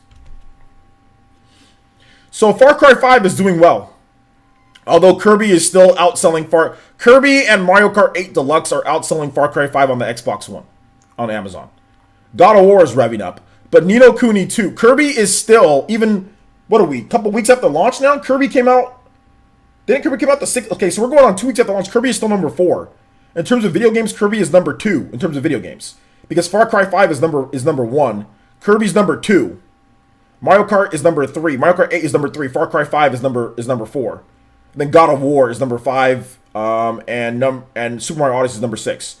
Now, if you go through 20 through 41, Dragon Quest XI, Echoes of an Elusive Age, is above Ni no Kuni 2. I don't even see Ni no Kuni 2. Assassin's Creed Origin is above it. What else? Monster Hunter World is above Ni no Kuni 2. Legend of Zelda, Pokemon. Ni no Kuni 2 is at the 60th spot. The 60th spot on Amazon sales. The game just launched. That's trashed here. Like there's not enough promotion for it. Why is this game that's super good so far low? I mean, I guess marketing wasn't great for the game, but I don't think Kirby's marketing was amazing either, you know? So, whatever, you know? Whatever. Let me go in. If you guys have stuff to say, oh man, we got a cat fight over here between Mama Mercy and Power Level Amy. I know you guys are just joking. You guys are just joking, though. I know. Poyoing the competition. Let's go. Kirby is for children. They put in co-op so parents can play with their kids. Exactly. And it's doing well. Yeah, you don't have to be a child to like Kirby. That's the thing. It's just that it is also for kids too. It's a game that's very kid friendly, which is fine. There's nothing wrong with the game being kid friendly. I mean, I have a kid. Shout outs to Robert Hillman. Hit us with that subscription. Thank you so much, Robert. I do appreciate that. Everyone in the chat, please give some hand signs, give some headbands. If you're a sponsor, give some headbands for this man, Robert Hillman. Thank you so much for subscribing. Do appreciate all the new ninja coming into the village today. So let's hear some comments here. What do you guys have to say here? LOL, year-old port outselling of brand new games. Mario Kart 8 Deluxe is insane. Yeah, it's pretty insane. Mario Kart 8 Deluxe. But the thing about it is that's why Nintendo calls it an evergreen title, though. You know what I'm saying? Like, it's an evergreen title. It's always going to do really well. You know, it's always going to sell well. Mario Kart is one of those games, it doesn't matter when it launches. It's going to sell, and it's going to sell, and it's going to sell. The first thing that a lot of people pick, like, the first thing that a lot of people, when they're picking up a Switch is, okay, where's Mario Kart? I will buy whatever Mario Kart is out. And that's what Nintendo means by evergreen. That Mario Kart, the day one sales mean nothing. Because it's going to sell a lot more in the long term. Where most games that come out, it's like you get all of your sales in day one, right? Or in the first week or the first month. But with Mario Kart, that's not the case. Every Mario Kart, it's like day one sales mean absolutely nothing. Like if you go back and you look at like Mario Kart on the Wii sold like less than like 500,000 copies on day one. But then it ended up selling like 40 million or something like that, or 30 to 40 million. It's like, it's evergreen. It's going to sell. As long as the Switch is relevant, it's going to sell. So that's the thing. You know, unless they bring out a new Mario Kart, you know, unless they bring out like Mario Kart 9. But honestly, to be honest, like they don't really need to. Like they don't have to bring out Mario Kart 9 anytime soon. You know, they don't have to. So this is what it is, man. It is what it is. You didn't buy Mario Kart 8 Deluxe because I have Mario Kart 8. Mario Kart 8 it's so much better on the Switch. I mean, I'm not going back to Wii U to play Mario Kart 8. Like, Mario Kart 8 is so much better on the Switch. It has a real battle mode, which I don't care for too much. But, I mean, I know people love the real battle mode in there. The graphics are a little bit crisper. The portable play for Mario Kart 8 Deluxe is amazing. Being able to play Mario Kart anywhere that you want, it destroys the... I would have sold the Wii... I would sell the Wii U... If I were you, I would have just sold the Wii U version and played the Switch version. The Switch version has so much more of a community. There's way more people playing. It's just the fact that Mario Kart. Another problem with Mario Kart 8, which is gameplay wise, Mario Kart 8 you can only carry one item at a time. Mario Kart 8 Deluxe you can carry 2 items, so that actually changes, in my opinion, for the better offense, better defense, being able to hold leads, being able to at least get a super horn if you're in first place, So in my opinion, Mario Kart 8 Deluxe is way better than Mario Kart 8. Like Mario Kart 8 is not a substitution. Like, oh well, I have Mario Kart 8, so I don't need Mario Kart 8 Deluxe. No, Mario Kart 8 Deluxe is way better. It's just way better. I wouldn't be playing Mario Kart 8 anymore. If you still play Mario Kart 8, no man, you gotta get Mario Kart 8 Deluxe. It's just so much better, man. So much better. But I'm guessing that you're not too much into Mario Kart anyway, so I don't think it really matters to you. Shin Megami Tensei 5 is probably next year. Yeah, it's probably next year. Absolutely, it's probably next year. I think we already established that though. Zemma Duvant says, PlayerEssence, do you think a lot of RPG fans have moved to the Switch? I mentioned the list, the last stream. There are so many games. I don't really feel the need to get a Ni no Kuni 2. I think that a lot of RPG fans are kind of drawing the line in the sand. You know what I'm saying? Like, I'm getting to that point. Like, if I didn't cover video games, would I get a lot? I mean, because I get a lot of these games for free, or I'm given, like, people get, or they want me to play them. I'm not going to take, like, oh, shout out to the donation. I was just about to talk about that. I get donations and stuff, so sometimes you guys want to see games, so I'll spend the money, on the games. So, but if I wasn't doing this, then yeah, I mean, the line would be firmly drawn in the sand for me, in my opinion, is that I'm just going to move on to Switch. If you don't want to put a game on Switch, then Kirby gets copped instead. Or, or I just play Zelda, or I just play some indie game, or I just do something else until an RPG that's on the Switch. Because for me, it's a lifestyle, quality of life. And for lots of people, it's quality of life. It's getting to that point for a lot of people. So yeah, I think a lot of RPG fans in general, I mean, they're like, people on the DS, people on the portables love RPGs, right? RPGs have always done great. Some of the best-selling RPGs of all time are on the DS, despite the DS not having one of the all-time greatest install bases. There's a lot of other systems, the Xbox 360, the PS3, the PS4 passes up the 3DS. There are multiple systems that have bigger install bases than the 3DS, but yet the 3DS has some of the best-selling RPGs of all time. Why is that? Oh, portability. You know what I'm saying? The DS has some of the best-selling RPGs of all time. So that's the thing that people need to understand. Like, the portable fan base has always been on, like, the RPG fan base has always been on the portable side. Now it's just really shifting, especially in Japan, to where the line is drawn in the sand. It's either you make this game for my portable system or you get nothing. And that's what it's kind of coming for me with some games. It's like either you make this on the Switch or you get nothing. So yeah, man. So shout outs to thank you so much, Soul Eater 23 for the $5 donation. And he says, what's up, OJ? Hyped for Valkyria Chronicles 4 and the Switch. Absolutely. And he says, Husani Alhani with a $3 donation and says, I'm a big fan from Saudi Arabia. I love your content. Please keep punching Tobies. Can you play Xenoblade Chronicles 2 Lefarian Archipelago? Okay, yeah. Yeah, no problem. I can do that. Is it Night? Okay, Night version of that. Got it. No problem.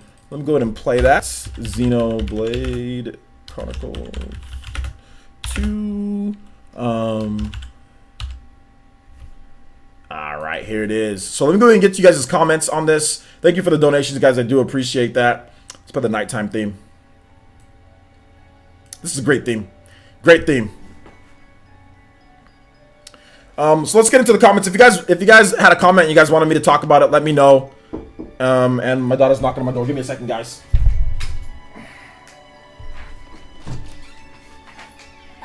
There's a mail waiting for you outside. Oh, okay. Guys, give me just 1 second. I got a mail package. I don't want it to get stolen. Give me 1 second. Enjoy the music real quick, guys.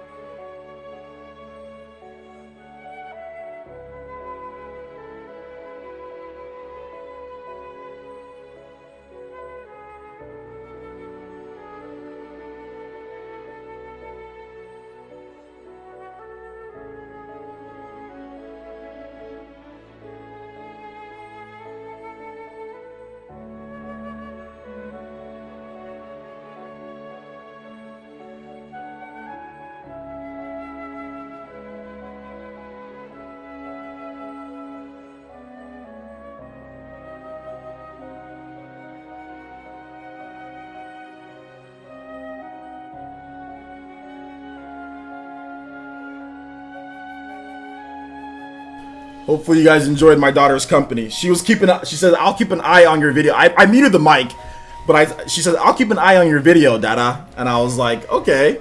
And she's like, I'm going to do a good job. So did she keep a good eye on the chat, guys? Did she?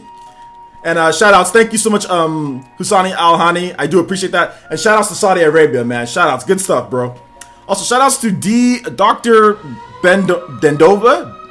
Dr. Bendova 1 with the follow on Twitch. Thank you so much, homie. Welcome to the Fire Nation. Hitting us with those katones. Hitting us with those jutsus. Thank you so much. I do appreciate that. Everyone in the chat, please make Dr. Bendova feel very welcome. Dr. Bendova. Bendova. Bendova. I see what you're trying to do there. Pretty nice. Pretty nice. What's good? So...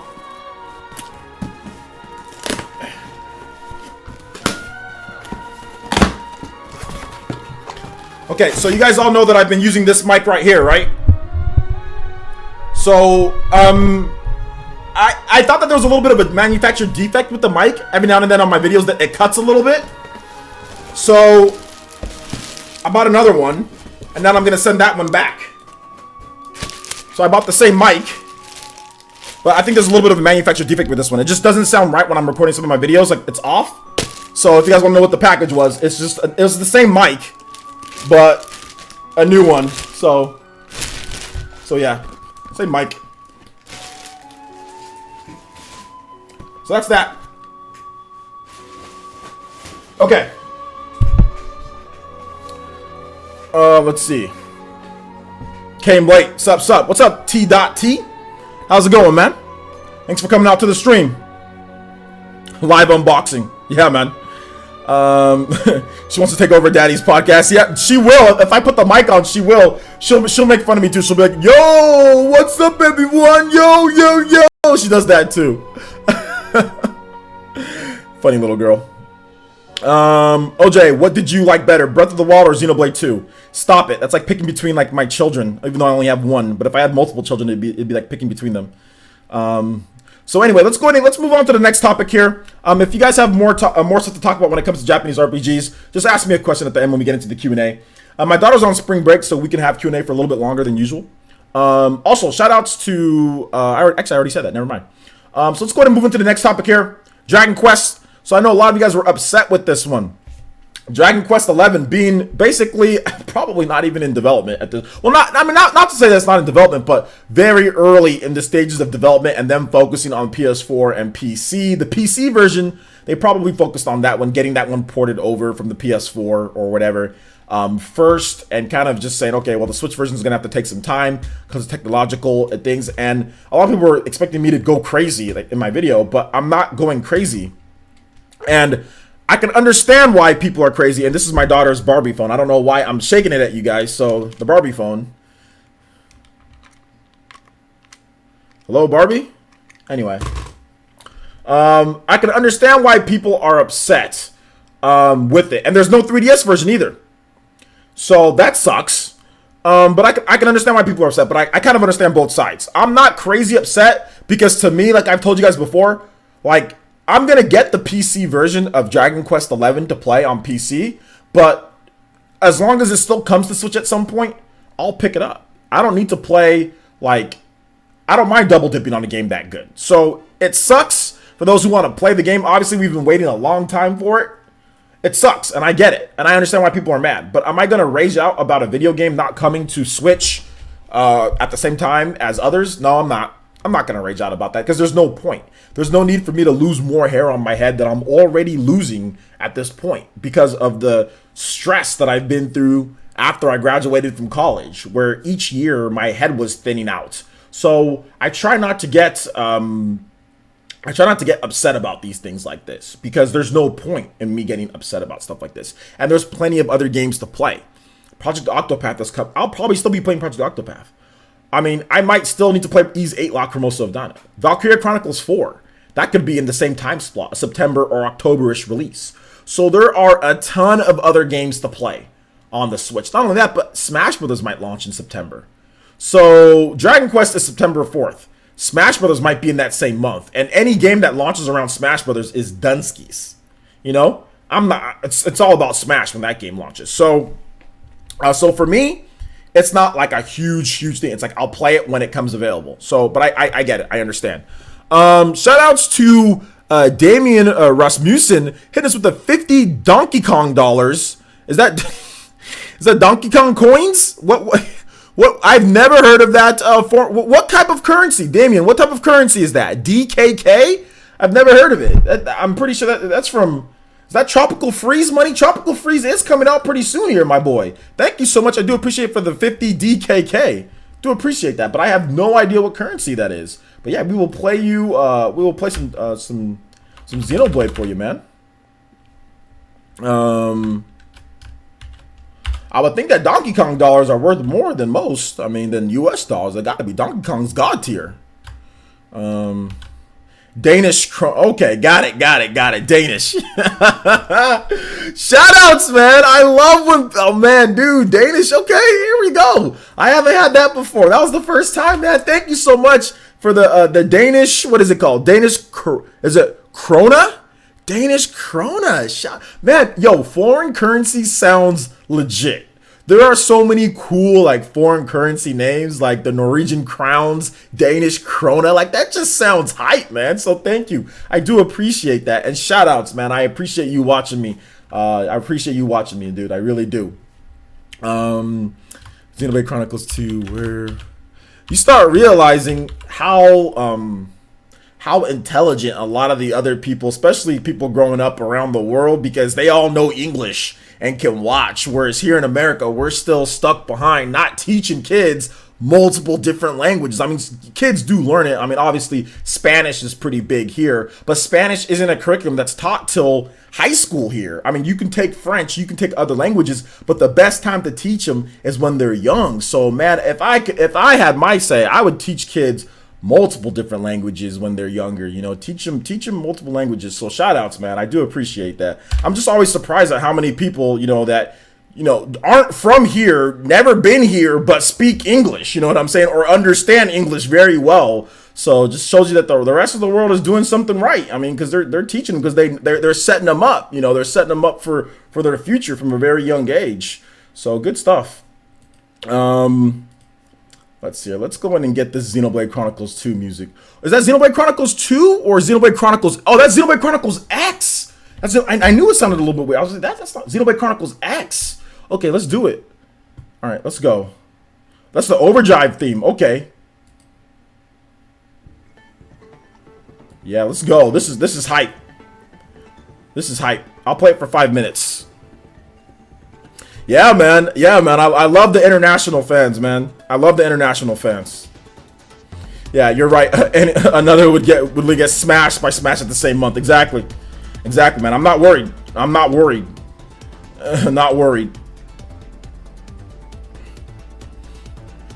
Oh, yo, my boy Squid. Is that French? I have no idea what that is. Oh, exactly, OJ. We're falling behind. Our education isn't that great. Yeah, man. It's not that great. See, what I don't like is that the area that I live in, like, everyone speaks Spanish.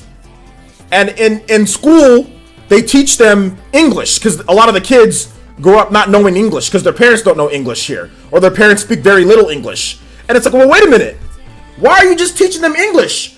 Teach the kids who don't know English, or sorry, who know English but don't know Spanish. Teach them Spanish too. Why are you stopping at, okay, well, if you know Spanish, we'll teach you English. Do vice versa. Do both. You're already teaching them one language. You already got teachers who know both. Why not just teach my daughter Spanish while you're at it? I don't get it. Like, why don't you just teach her Spanish? I mean, my school that I'm at, they've got to have a translator on, like, anytime we have like assemblies, anything like that.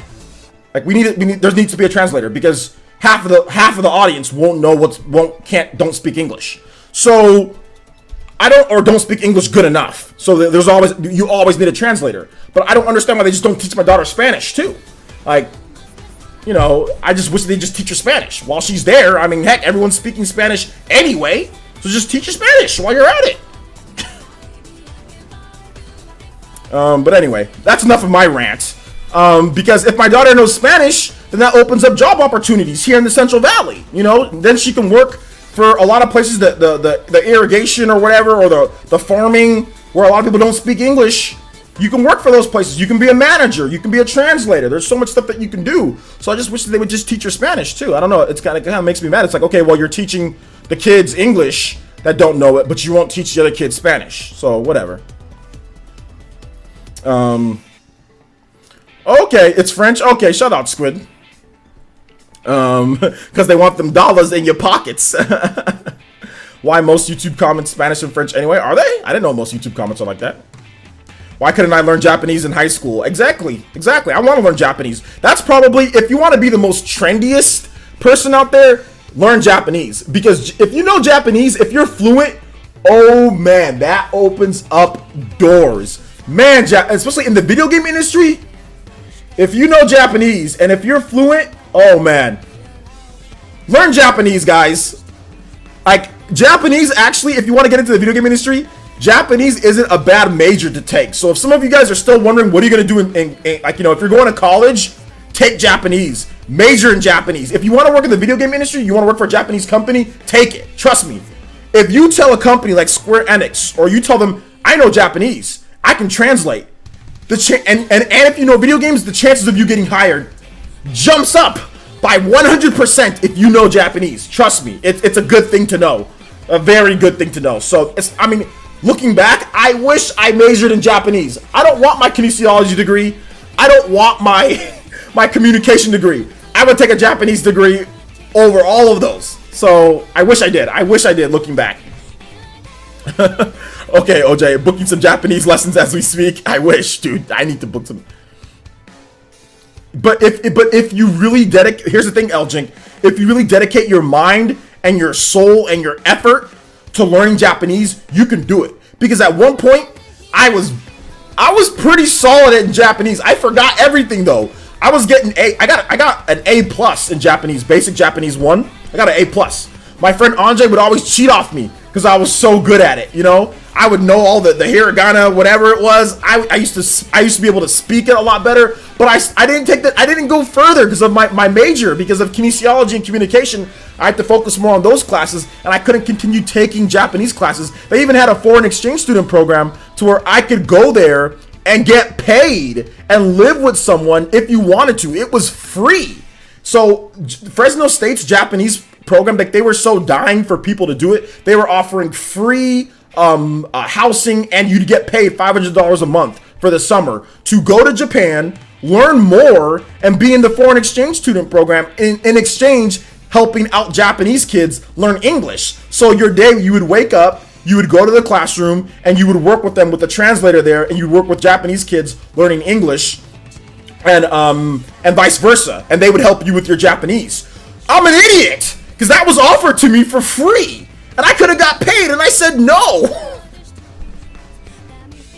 I'm an idiot. I should have just done that. I wish I would have done that. It was such a, it was like everyone dropped out of my Japanese class, like it was because it was too hard. But I was like, I put my soul into my Japanese class, and that actually took away from my other classes because I got all B's and I got 1 C. That semester that I took Japanese, I got 1 C in I think it was like biochemistry or something like that. I got a C in chemistry because I was focusing so much on Japanese.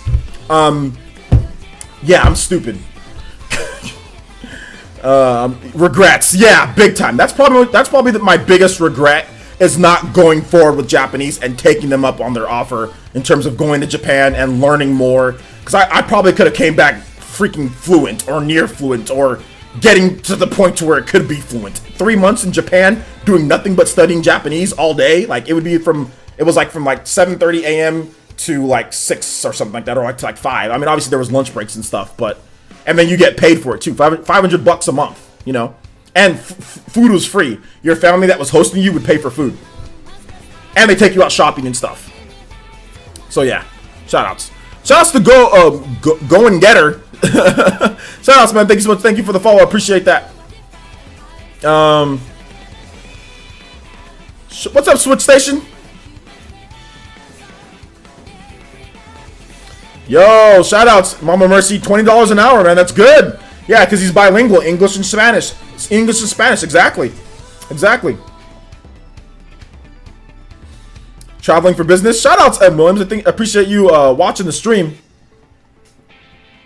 Your older brother's really fluent in Japanese, and now he has a good job working as an English teacher in Japan.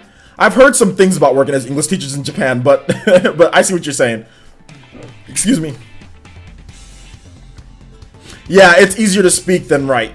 Kanji kills you. Yeah, there's a lot of different symbols and stuff that you have to do. So anyway, that's it on Dragon Quest XI. I'm not really upset about that. So let's go ahead and get into Q&A, guys.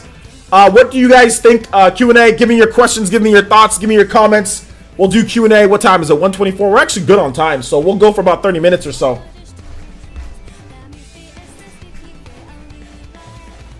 I hope I don't get this copyrighted because Xenoblade Chronicles music is actually copyrighted by Sony.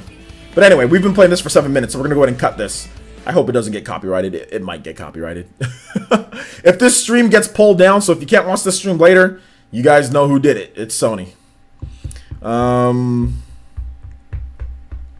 English and Spanish. That's good.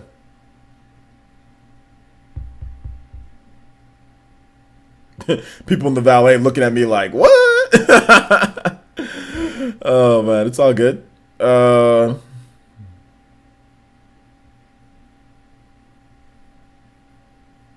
Yeah, I heard about that, LJ. Apparently, that one Western developer who worked on Zelda was like an English teacher in Japan. Yeah, I heard about that.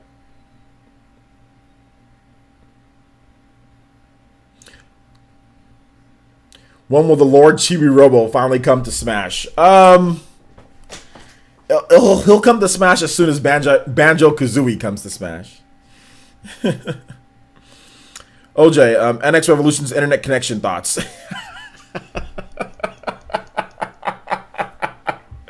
Oh my god, Squid, you always have a sense of humor, don't you, Squid? That's actually... So if you were at my live stream for Smash last night, because I had a live stream for Super Smash Brothers, testing out my HD60, which I have to talk about that. I have to return my HD60. If you guys... there was a connection that I played with NX Revolution, he's an elite ninja, he's a Jonin, but man, this dude's internet connection, I'm telling you, man, it was that McDonald's Wi-Fi. It was that McDonald's Wi-Fi slow. Like it takes you like a minute to load up N4G, like 3 or 4 minutes to load up N4G. That man had that McDonald's Wi-Fi connection. He had that budget in motel connection where they tell you the password and the first one doesn't work, then you got to go back and get the second one. That one might not work. It's a 50-50 whether it works or not, even with the password right in front of you. It says connecting, and you just see that little thing that says connecting. He had that type of internet connection. That man had that internet connection. You know when you put your phone when you used to put your phone on as like a router, like where you can like send out like an internet connection and like 3 people are using it, and then there's like another connection, the last one that connects onto it. It was that type of connection. I already made this joke, but I'm gonna make it again anyway. It was that type of connection, like when you're playing video games and all you hear is like because somebody tried to make a phone call. It was that net zero connection, free to start, $9.95 a month afterwards. It was that type of connection. It was that AOL, you've got mail connection. It was that type of connection when you got a router that you bought for $40 and everyone's streaming Netflix online, and then you're the last person to jack in and play. It was that type of connection.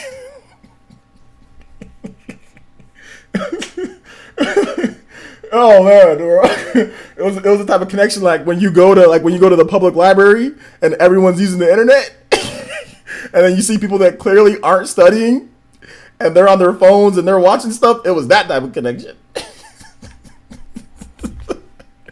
Man had that McDonald's. Man had that McDonald's Wi-Fi. I'm sorry, man. Oh man, I'm sorry. Okay, let's move on. Squid knew I was gonna do that. Squid knew I was gonna say that stuff, so that's why Squid said that. Squid knew I was gonna roast this dude's connection. Alright, Red Sea Lopez says, players, what do you think of Nintendo Prime always having negativity on his videos and stream on Nintendo related topics? Just because Nintendo Prime, first of all, I love Nintendo Prime. He's a fantastic YouTuber. You guys know I love Nintendo Prime. I'll have Nintendo Prime on here at any point. I did a podcast with him. Nintendo Prime, he's one of those guys really being pessimistic with certain things that's a personality trait. He can't help it because he feels that there's something that needs to be addressed. And when your personality trait is pessimism or negative about things, it's going to permeate in your content. And I think that that's just his personality trait. So there's nothing wrong with that. So pessimism or being pessimistic or being negative about certain things, about things that even if it's small or even if it bugs you, there's nothing wrong with being negative about that. So shout outs to Nintendo Prime. But you have to realize that pessimism or being pessimistic or being negative, that is a personality trait. That is DNA for some people.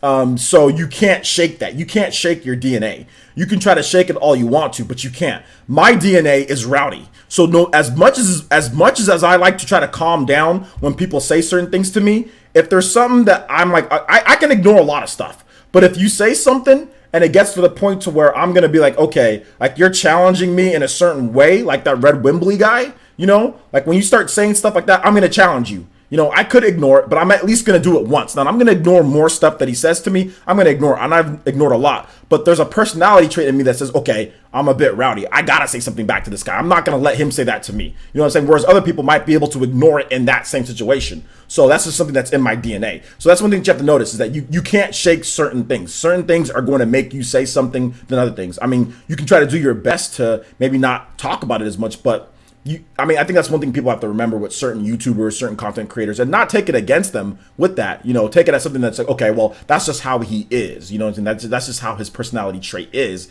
and that doesn't make him any less of a fan than me or any less of a fan than someone else that doesn't complain as much. You know what I'm saying? So that's just one thing you have to notice. Once again, shout outs to Nintendo Prime.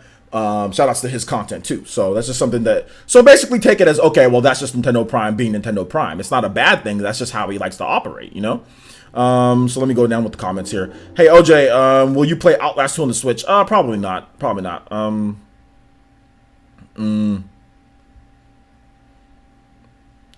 McDonald's Wi-Fi comes with fries. Well, you got to buy those fries. McDonald's Wi-Fi free. PlayerEssence, do you think Kirby is a system seller? I think it's a system seller, like a system maintainer. I think that it's a good game to help bridge the gap and get some more people that maybe bought a Switch that not. It's not like a system seller like Pokemon, but it's definitely like a system. Like it adds to the reasons to buy a Switch. So at its basic core, yeah, it's a system seller. At like what people think, the perception of a system seller, no, it's not like Pokemon or like Smash Brothers. No. So let me just keep going here with these comments. Oh man, you guys are popping off here. Yeah, man. Hey, Damien, you know what I'm talking about. You have to pay for that internet 15 minutes to load up a website. Yeah, man. It's okay, Jumpmon. Ask a question. I'll try to answer your question.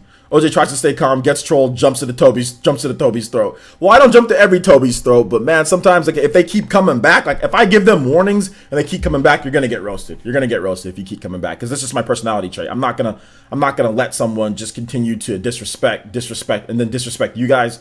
Nah, not happening. OJ, Donkey Kong Country Tropical Freeze or Kirby Star Allies? Donkey Kong Country Tropical Freeze is a better game than Kirby Star Allies, if that's what you mean.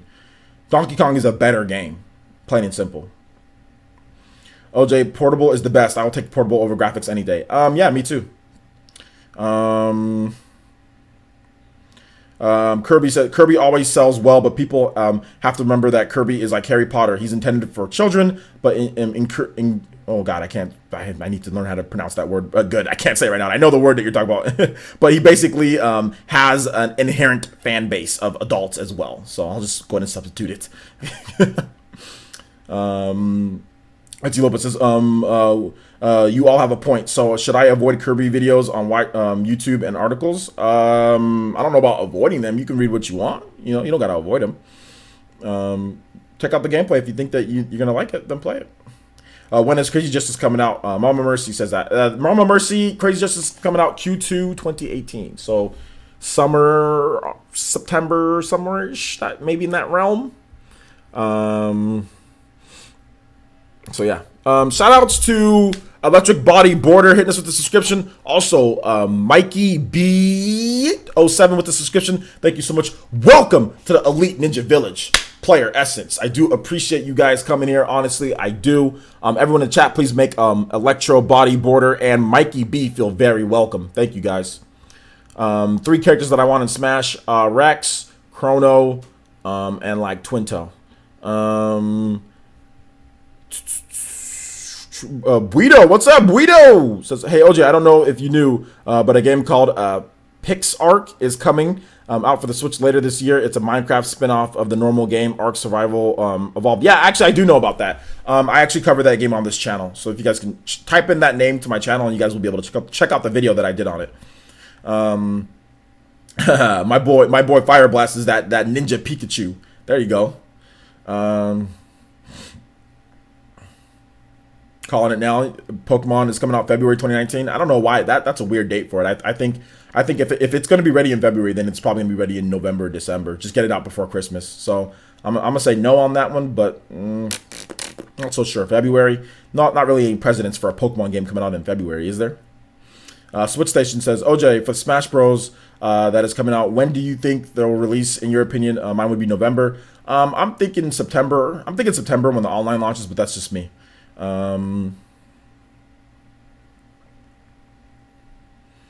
Let's see here. So why isn't Square Enix localizing the 3DS version of Dragon Quest XI? They said that they're not localizing it. Make sure you guys watch my videos, please. But they said they're not localizing because it doesn't make business sense for them. They wanted to focus on the PS4 localization and PC for the West.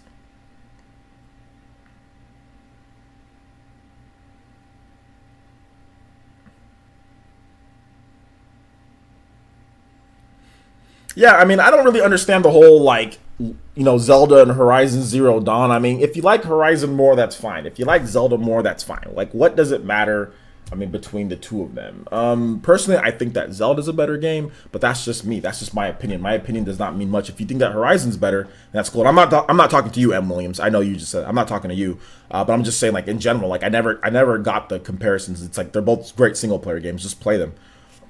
If you like Horizon Zero Dawn, chances are you're going to like Zelda. If you like Zelda, chances are you're going to like Horizon Zero Dawn.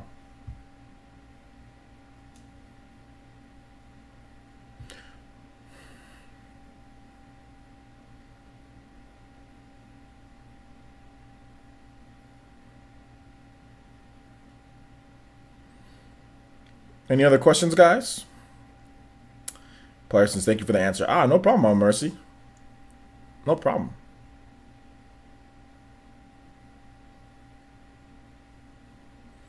Yeah, Jumpmon says, yeah, the Zelda and Horizon Zero Dawn arguments are really dumb. I prefer Zelda, but come on, exactly. They are really dumb.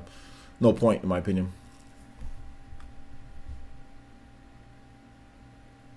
I disagree. I disagree with Pokemon in 2018. I don't know why you guys don't see it in 2018. Based on what they've said, it could come out 2018. So I don't see why you guys are saying, I don't see it. Like, there's no evidence that says that it's going to be February 2019. Like, there's literally zero evidence of February 2019. There's more evidence of it coming out in 2018 than 2019. There's literally zero evidence of like a February or January or like a March release or anything. I mean, it could, but I mean, there's literally zero evidence. Everything that they've said so far actually points to fall 2018. Everything that they've said points to fall 2018. But like I said, we'll see. I don't see how you can't see it when they've actually said that, yeah, it could come out in that timeline. So, but that's just my opinion. That's just my opinion. It could. It could. People are saying, I don't see it as I can't. I can see, like, if you're going on both sides and say, okay, well, maybe it comes out this year, but maybe I'm thinking it's 2019, then I get that. But I don't see how people saying, oh, I don't see how it's 2018. Like, I don't get that. They said year and a half till you'll see it. You know what I'm saying? Till you'll get it. So that was in June of last year. So it could come out 2018. There's no defining reason why it can't. So that's just my opinion.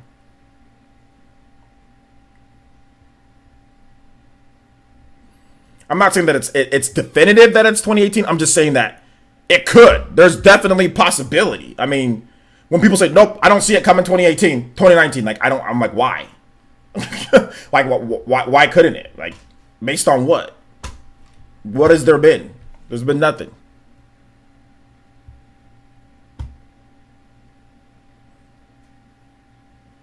They did say more than a year to release Pokemon last year.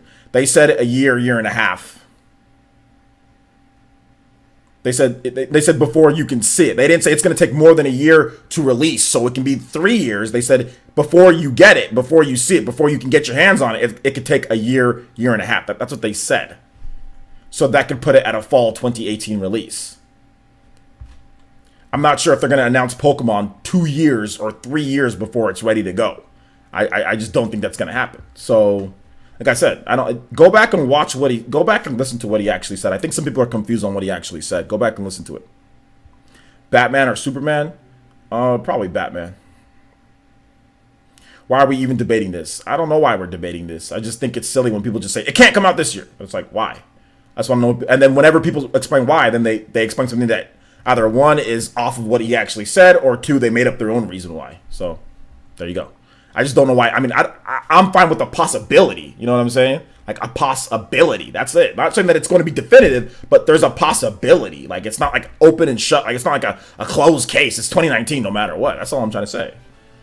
Like Thomas Gothorn donated $5 to Super Chat. Thank you so much, homie. Welcome. Thank you for the Ninja Fund donation. He says, I just hope they take the time on Pokemon and do a good job. I don't care when they release it. That's true. I don't care when they release it either. I mean, personally, for me, I mean, if I'm looking at the Pokemon company, they're looking at children. And what do children want? Children want games. Children ask for games in that holiday season. If you wait till February, chances are that you're losing out on sales. For Pokemon. Not for every game, but for a game that has a high fan base of children, or at least target audience of children, because the target audience for Pokemon games are 10, 11-year-olds. That's what it's the marketing, the branding is for 10, 11-year-olds. Now, don't get me wrong. The Pokemon company is well aware that adults in their 20s play Pokemon. Actually, Pokemon is just as popular with adults, maybe even more popular than children.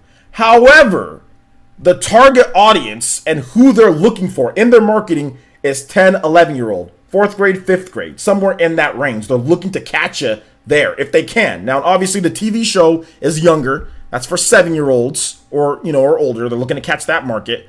But the video games, they're looking to catch that 4-year-old, that 11-year-old, or sorry, not 4-year-old, that 4th grader, that 5th grader that can take that game to school and play with his friends, that schoolyard gameplay. That's what they're looking to capture. And if you wait till after the holiday, you lose that, plain and simple.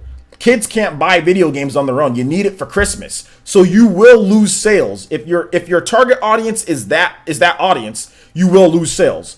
If Kirby launches near Christmas or near that time period before then, it probably would have done better than it launching at this point. But Kirby's an evergreen title. So don't be surprised to see Kirby sales shoot up in the holiday season, despite there being other holiday games, because kids are getting Kirby for the first time. Because kids can't afford Kirby on their own, and some of them might have to wait till Christmas to get Kirby. So don't be surprised if Kirby sales jump. Now, we saw this all the time with multiple different games. Probably the biggest game, there's not any public sales, but Punch-Out was one of the games. It didn't launch in the holiday season, and it kind of sold kind of bad. But then all of a sudden, Punch-Out sales jumped up in the holiday on the Wii because kids actually got a chance to buy the game or get the game. Because I think it launched when did Punch-Out launch on the Wii? I'm pretty sure. I want to make sure I get this right. So, Punch-Out Wii date.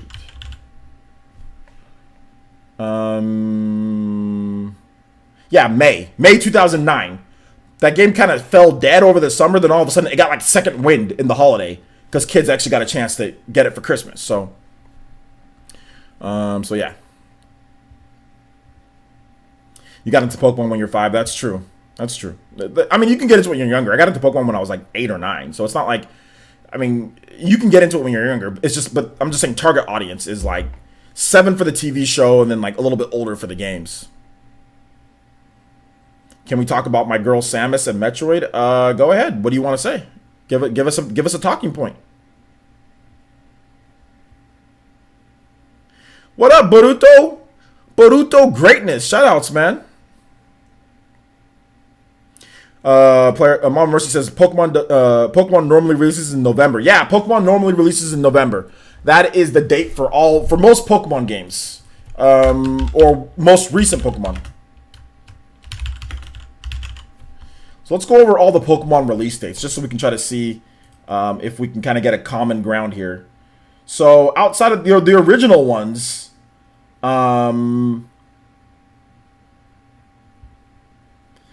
the original, like the older school ones, those ones came out later in the, like those ones sometimes came out early in the year. Like Pokemon like Red in Japan and stuff like that. But let's talk about some of the later ones. So the most recent ones. So like Pokemon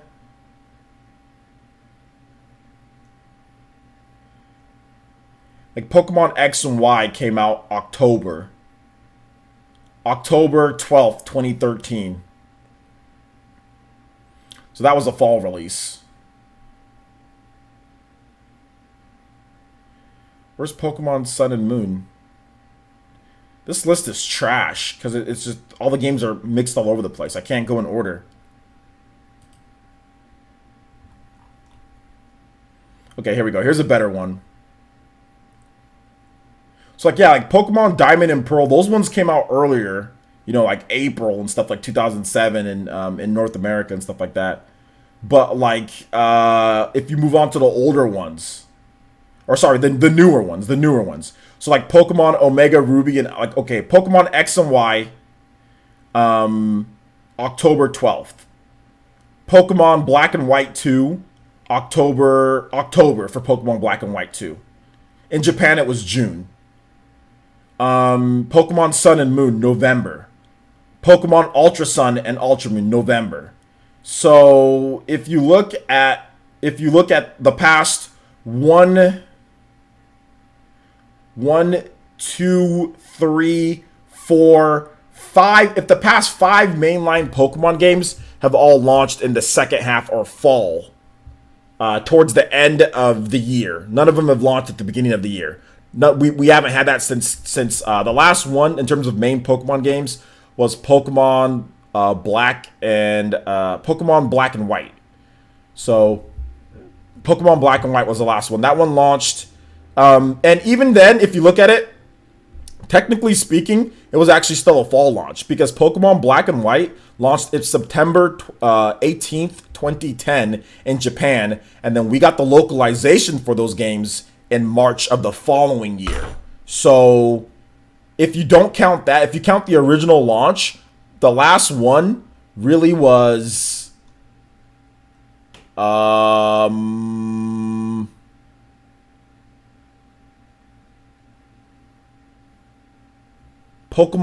Fire Red and Leaf Green. That was the last time that the Pokemon Company for mainline Pokemon game released in the early year, like released early in the year. And that was January 29th, 2004. That was the last time that we got in terms of a vanilla release for the game was Pokemon Fire Red and Leaf Green. Outside of that, every single mainline Pokemon game or remake has been released in the fall or in the later half of that year. Whether it was the vanilla releases of the game before they started doing worldwide releases, every single one has been September, October, November. So the later half of the year. So if you look at history, you look at what they said, chances are they don't want to miss that holiday period. You know, chances are, you know, just saying that.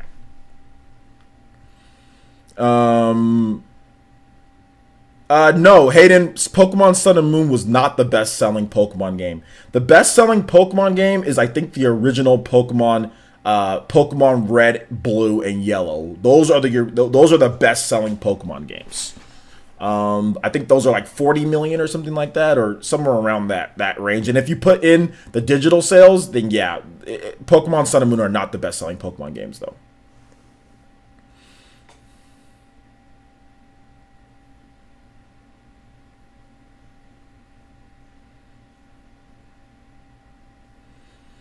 Revealed in February. I mean, OJ, do you think Pokemon Switch deserves the Breath of the Wild treatment? Not play like Breath of the Wild, but change like Breath of the Wild. I mean, we'll see. We'll have to wait and see. I'm not sure. I just want to play Pokemon on my Switch. That's really what. That's really what I want. I just want to play Pokemon on my Switch, plain and simple. You know. Al Husani says, OJ, I don't like the latest Pokemon generations, and I hope that they come back to the first generations of the Switch version. What do you think?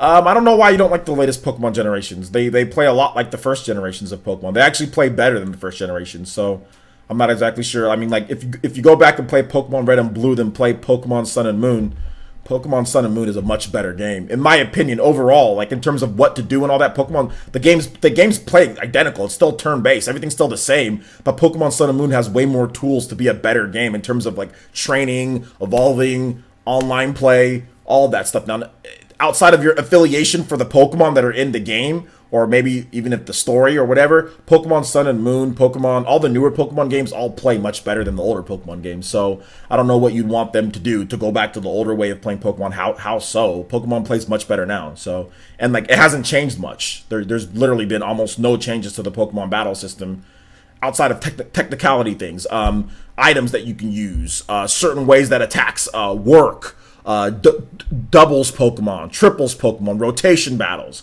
The core mechanics of Pokemon haven't changed since 1995. So, I don't know what you'd want them to do in terms of that. Yeah, don't get me wrong, Hayden. Sun and Moon sold absolutely amazing. Don't get me wrong. Sun and Moon sold amazing.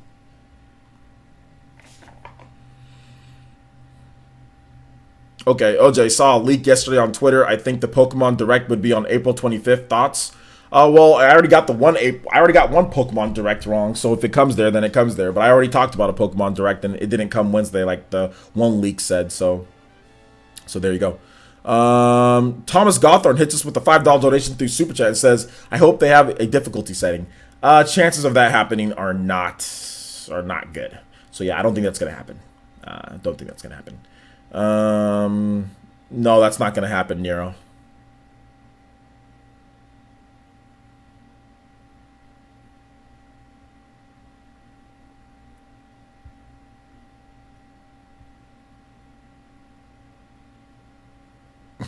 Pokemon games to evolve or to speak. I mean, you might get both of those. I think there might be a little bit of evolution with this next Pokemon game, but we'll have to wait and see. I just want to play Pokemon on my Switch, plain and simple. I don't care if it's like the new ones. I don't care if it's like the older ones. I don't care. The Pokemon themselves, I mean, that's more nostalgia than anything. The Pokemon designs have pretty much been what the Pokemon designs are. I mean, there's a lot of people that are tied to how the first Pokemon look, and everything. And there's nothing, no matter what they do with the newer Pokemon, there's nothing they can do to get it out of their minds. Like Squirtle, Charizard, and Venusaur are the best looking ones. Or, the Pokemon Gold and Silver. There's just some things that they can't do, no matter how good the Pokemon or bad the Pokemon designs are. So that type of stuff is so subjective that, there's nothing that anybody can do. There's nothing that the Pokemon company can do because they have 700 plus Pokemon. From what I've seen, the Pokemon designs are pretty good. Greninja's a great designed Pokemon. Then I still see people say, "Oh, Greninja looks like trash," or "Oh, that generation's trash," or "That generation doesn't look good," So no matter what they do, the nostalgia in some people's mind aren't going to make it to where they're going to make it to where the first generation Pokemon, first generation, second generation, whatever, are always going to be better than the next generations of Pokemon because of nostalgia. Let's just be honest here, guys. There's nothing that they can do to top Charizard or to top whatever you think of that first generation. It's extremely hard to boot the nostalgia out of people's head. Just like it's extremely hard for people like in sports. It's like nobody's ever going to be better than Michael Jordan because Michael Jordan did it first. You know what I'm saying? Like, you can have a guy that wins 6 titles. You can have a guy that wins scoring titles. You can have a guy that does all this stuff. But the chances of him passing up Michael Jordan are very slim because of nostalgia, because of he did it first. And that's how I see the Pokemon Red and Blue and all that. The way when it came out, all that stuff, that's all part of nostalgia in your brain telling you that this is the best.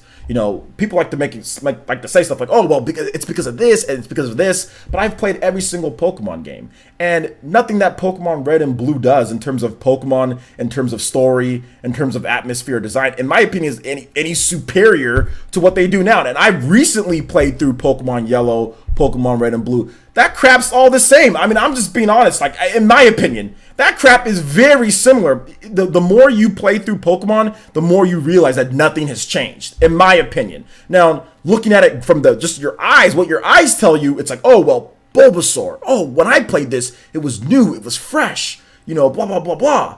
But in my opinion, it's more nostalgia than anything. There's nothing that anybody's going to do to be able to tell you that Pokemon Red and Blue didn't have the best Pokemon. didn't have the best story, didn't have the best atmosphere. It's going to be very hard to shake your mind. Just like it's very hard for anybody to come around and say, yeah, you know what, this person's better than Michael Jordan. I'm like, nah. Or even like Magic Johnson. Oh yeah, this guy's better than Magic Johnson. Probably not. Oh, but he has this many more points, this many more assists, this many more rebounds. But Michael Jackson,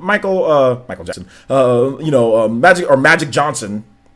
Magic Johnson came first, So Magic Johnson did this, Magic Johnson did that. Or somebody say, oh, well, this person's a better shooter than this guy. It's, well, he came first, So it's tough. It's really tough, guys.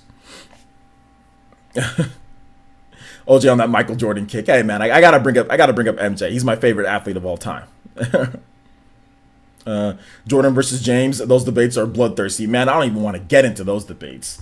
Like, first of all, there shouldn't even be a debate. LeBron James's career is not over, so I don't know why there's even a debate, because LeBron James's career is not over. Second of all, they're different players. They're not the same player. Compare LeBron to Magic Johnson. That's a better person to compare him to, in my opinion. Yeah, exactly, Hayden. It's like when people say music, oh, this album's always going to be better because it's the first album. It's like no matter what they do, it's always going to be better because it was their first album or it was their early albums, Same thing. So Pokemon Company can come out and make a great game, can do some great things, and people are probably going to say, oh, well, Red and Blue's better, so it is what it is.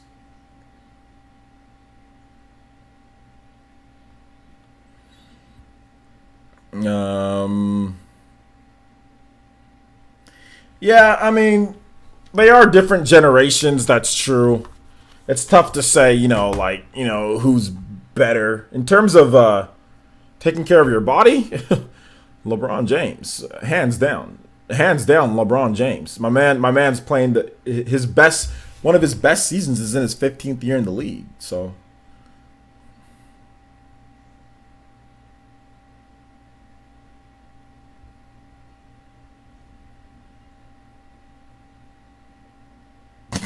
My boy Monkey Boy is taking a 25-year break from Pokemon. Shoutouts.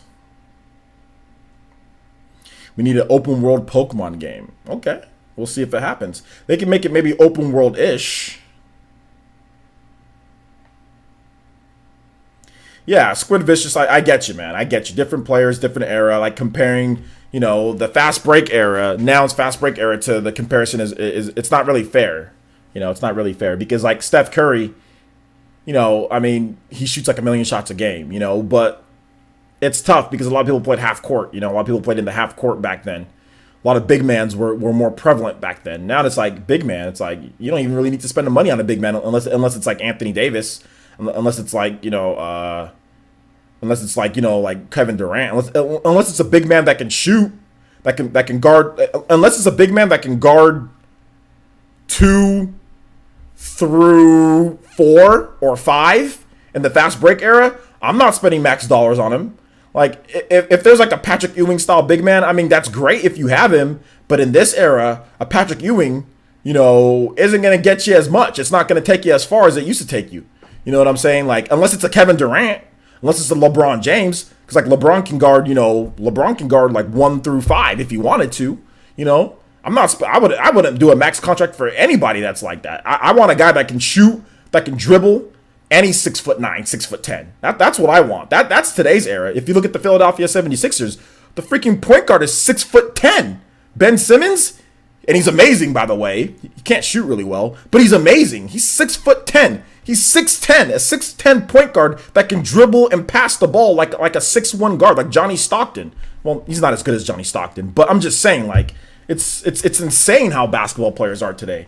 What's it called? Joel Embiid, dude, 7 foot. I'll pay him because Joel Embiid, he can shoot the ball from 3. Anthony Davis can shoot from 3. Boogie Cousins, they all can play outside and can play inside, and can Boogie and Anthony Davis, they can all guard 3 through 5. So I'll pay them, but I'm not paying a guy that can just back you down and dunk. Unless it's Shaq, I'm not paying any of the. I wouldn't pay any of the other guys. But anyway, moving on. Any other questions? Guido, are you playing just Pokemon, Pokken for PE Arena? OJ, both Fortnite and Pokken because I want to carry you again. Yeah, we're probably gonna play Fortnite. It looks like Fortnite and Pokken are winning, so we're gonna play two. Yeah, Michael Jordan was in Space Jam. That's one of my favorite games of all time. You missed the Miami Heat LeBrons? Yeah, man. Pokemon MMO. I wouldn't want a Pokemon MMO. That's just me though. I wouldn't want a Pokemon. I would like a Pokemon RPG that's like more open world ish. But I don't want to pay a monthly fee. I don't want to see a bunch of people in my game walking around. I don't want that. Like I want to be able to play a game, play the single player, then head into the multiplayer, and maybe there's a bunch of people like around in like the lobby, and like you can walk up to people and you can play them. But I don't want the main core game of Pokemon to be an MMO. I don't want to boot up and connect to online every single time to play Pokemon. I really dislike always online games, and like if they make Pokemon an MMO, that's what it's going to be. Like I don't want it to be an online only MMO, you know. I want it to be a single player campaign where you can play through and get your Pokemon ready, and then go into an arena to where you can see a bunch of different players and you can battle from there. Like you can go to the 2-on-2 battle room, you can go to this room, so you can walk around, talk to players, exchange, trade. So I don't want to see a true MMO. I would like to see a pseudo MMO, you know, like just because you'd have to pay monthly for that. I'm not trying to play monthly for Pokemon. OJ, what all states have you visited? I visited a lot of states because I used to play football. So whether it was the team playing at Fresno State, going sometimes, or just traveling on their own to go watch Fresno State. So like Louisiana, Massachusetts. I went for a recruiting visit there. I've been to Texas for recruiting visits. I've been to, no, not Texas, sorry, Arizona. Been to Washington. I'm trying to remember all the ones. I took a trip with my buddy to Nebraska because he was getting recruited by the Cornhuskers. So they weren't offering me a scholarship, but my friend said if you he kind of coerced him, saying, well, you know, if you take my friend with you, you know, maybe I might be a little bit more inclined to go. So yeah, we both took a visit there. So yeah, various places, man.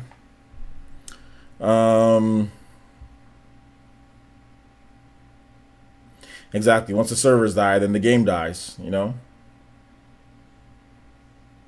I mean, a co-op Pokemon would be good. Like I think like a co-op Pokemon, like a single player co-op Pokemon would be great. Or even like an arena to where you can go through like a little co-op campaign together. That'd be great. But I don't want it to be an MMO where the first thing that I do is jack up to online. I really don't want that.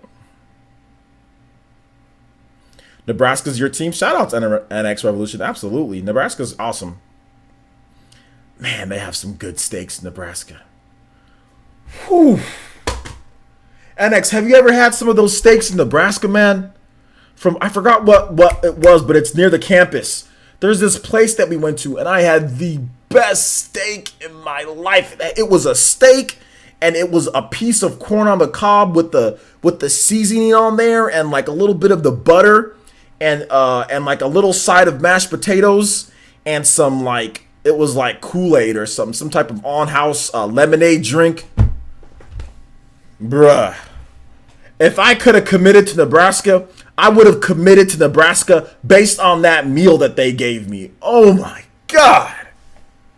It's been, how many years has it been? It's been like almost 15 years since I went to, 16 years since I went to Nebraska, or 15. Man, I just remember that steak. Oh man, you work on campus? Bruh, that steak was just, it was like a little restaurant, like right in that area of the campus, you know, where the restaurants are at, like in that area. And you know what I'm talking about, NX. Man, that steak was good, dude. Jesus. OJ, if you had made it big in football, would you still be gaming right now? Absolutely. I'd be a nerd. I'd be a nerd still playing video games. Because I played video games all throughout me playing football. Even when I thought I was going to go big in football, I was still playing video games. So yeah, I'd still be playing. Omaha. Yep, Nebraska. The Cornhuskers, man. Texas has the best steaks. I know Texas has the best steaks, but there was a steak place in Nebraska. They must have imported the beef from Texas or something, man. Because that steak was amazing. And I think the flavor of like the drink that they gave me enhanced the flavor of the steak. It was like, if you take a bite of the steak, it was like sweet, but it was like spicy-ish. And then like when you take the drink, like the sip of the, like the on-house lemonade that they made, or drink, I don't know. It was just like some type of mix, like a drink that they give to all the recruits. Dude, like I said, I was ready to commit right then and there. I was like, where's the sign? I will commit to Nebraska. If they didn't offer me a scholarship, but I would have committed after that. And I'm dead serious. I really would have committed. I probably would have committed after that stake, or it would have been in my top 3. It would have been in my top 3. OJ, do you want gyms to return in Pokemon? If they return, cool. If they don't, cool. I mean, I don't really care. I don't really care. Yeah, I can't eat too much steak now because of my blood pressure. I don't really eat steak at all. But man, back when I did, your boys had some pretty good steaks traveling. Hawaiian steak is good too. Like the Hawaiian style steak, that's really good.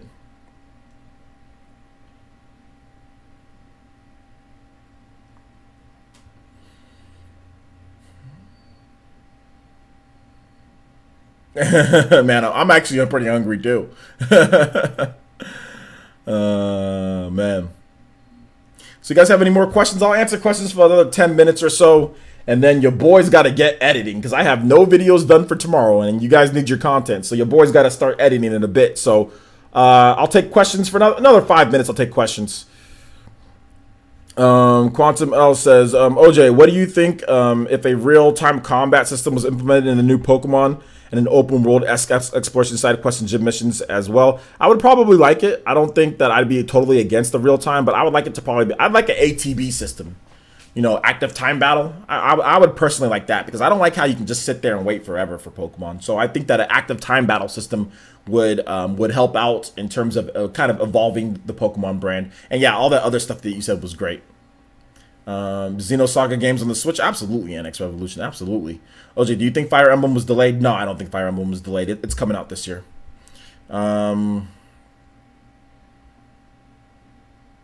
Ooh, shrimp ravioli. Shrimp ravioli with homemade Alfredo sauce. That sounds like a good wife to me, Squid. Detective Mimikuyu? I don't what is that? I don't know what that is. Hayden says, "Hey OJ, do you think you know the cluster truck game on the Switch freezes permanently after a certain point?" Yeah, I've heard about that. They're going to be launching a patch pretty soon here, so we should be getting that in the next week or so.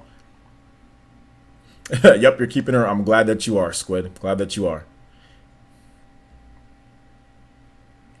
California equals best burgers on the planet. Man, that's going to start an argument right here in the chat, bro. I mean, I live in California, and I don't eat burgers anymore, but I mean, California has some great burgers. A lot of the time, though, like a lot of East Coast people come to California, they hear about In-N-Out, and they're like, man, okay, In-N-Out's so good, In-N-Out's so good. And then they go eat at In-N-Out, and they're like, what? That wasn't as good as what everyone was saying, but that's not the point. The point of In-N-Out is that the way that the point of In-N-Out is this. In-N-Out is loved so much by West Coasters because In-N-Out is a wholesome company.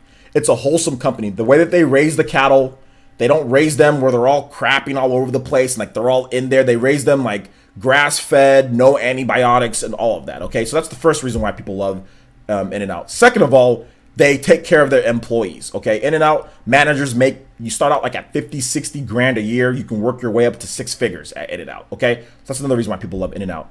Next reason why people love In-N-Out, it's cheap, okay? So the taste, the flavor that you get for the price that you get is very, very good. And another reason why people love In-N-Out is because it's quick, okay? And people aren't douchebags when you go there. It's good service, it's cheap, it's a company that you can trust.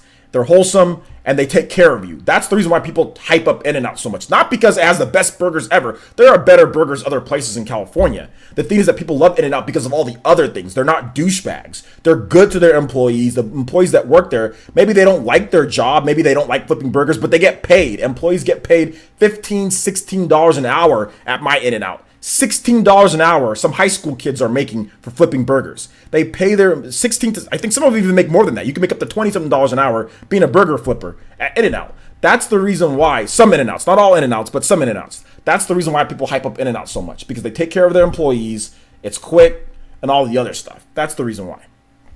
So, there you go.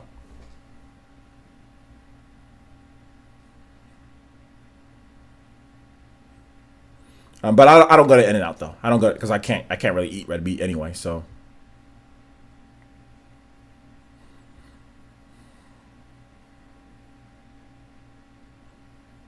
Sausage rolls in Australia. Okay.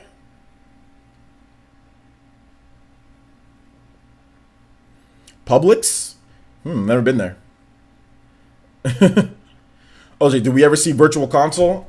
Maybe at some point. OJ, am I a vegan? I'm vegan-ish. Vegan-ish.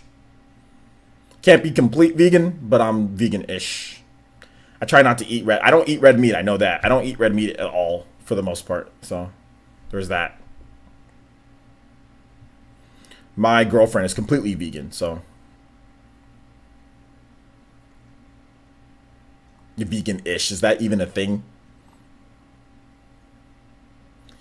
Tokyo Sen says, PlayerEssence, do you think we'll get some surprise announcement at Nintendo's E3? I'm pretty sure that we will.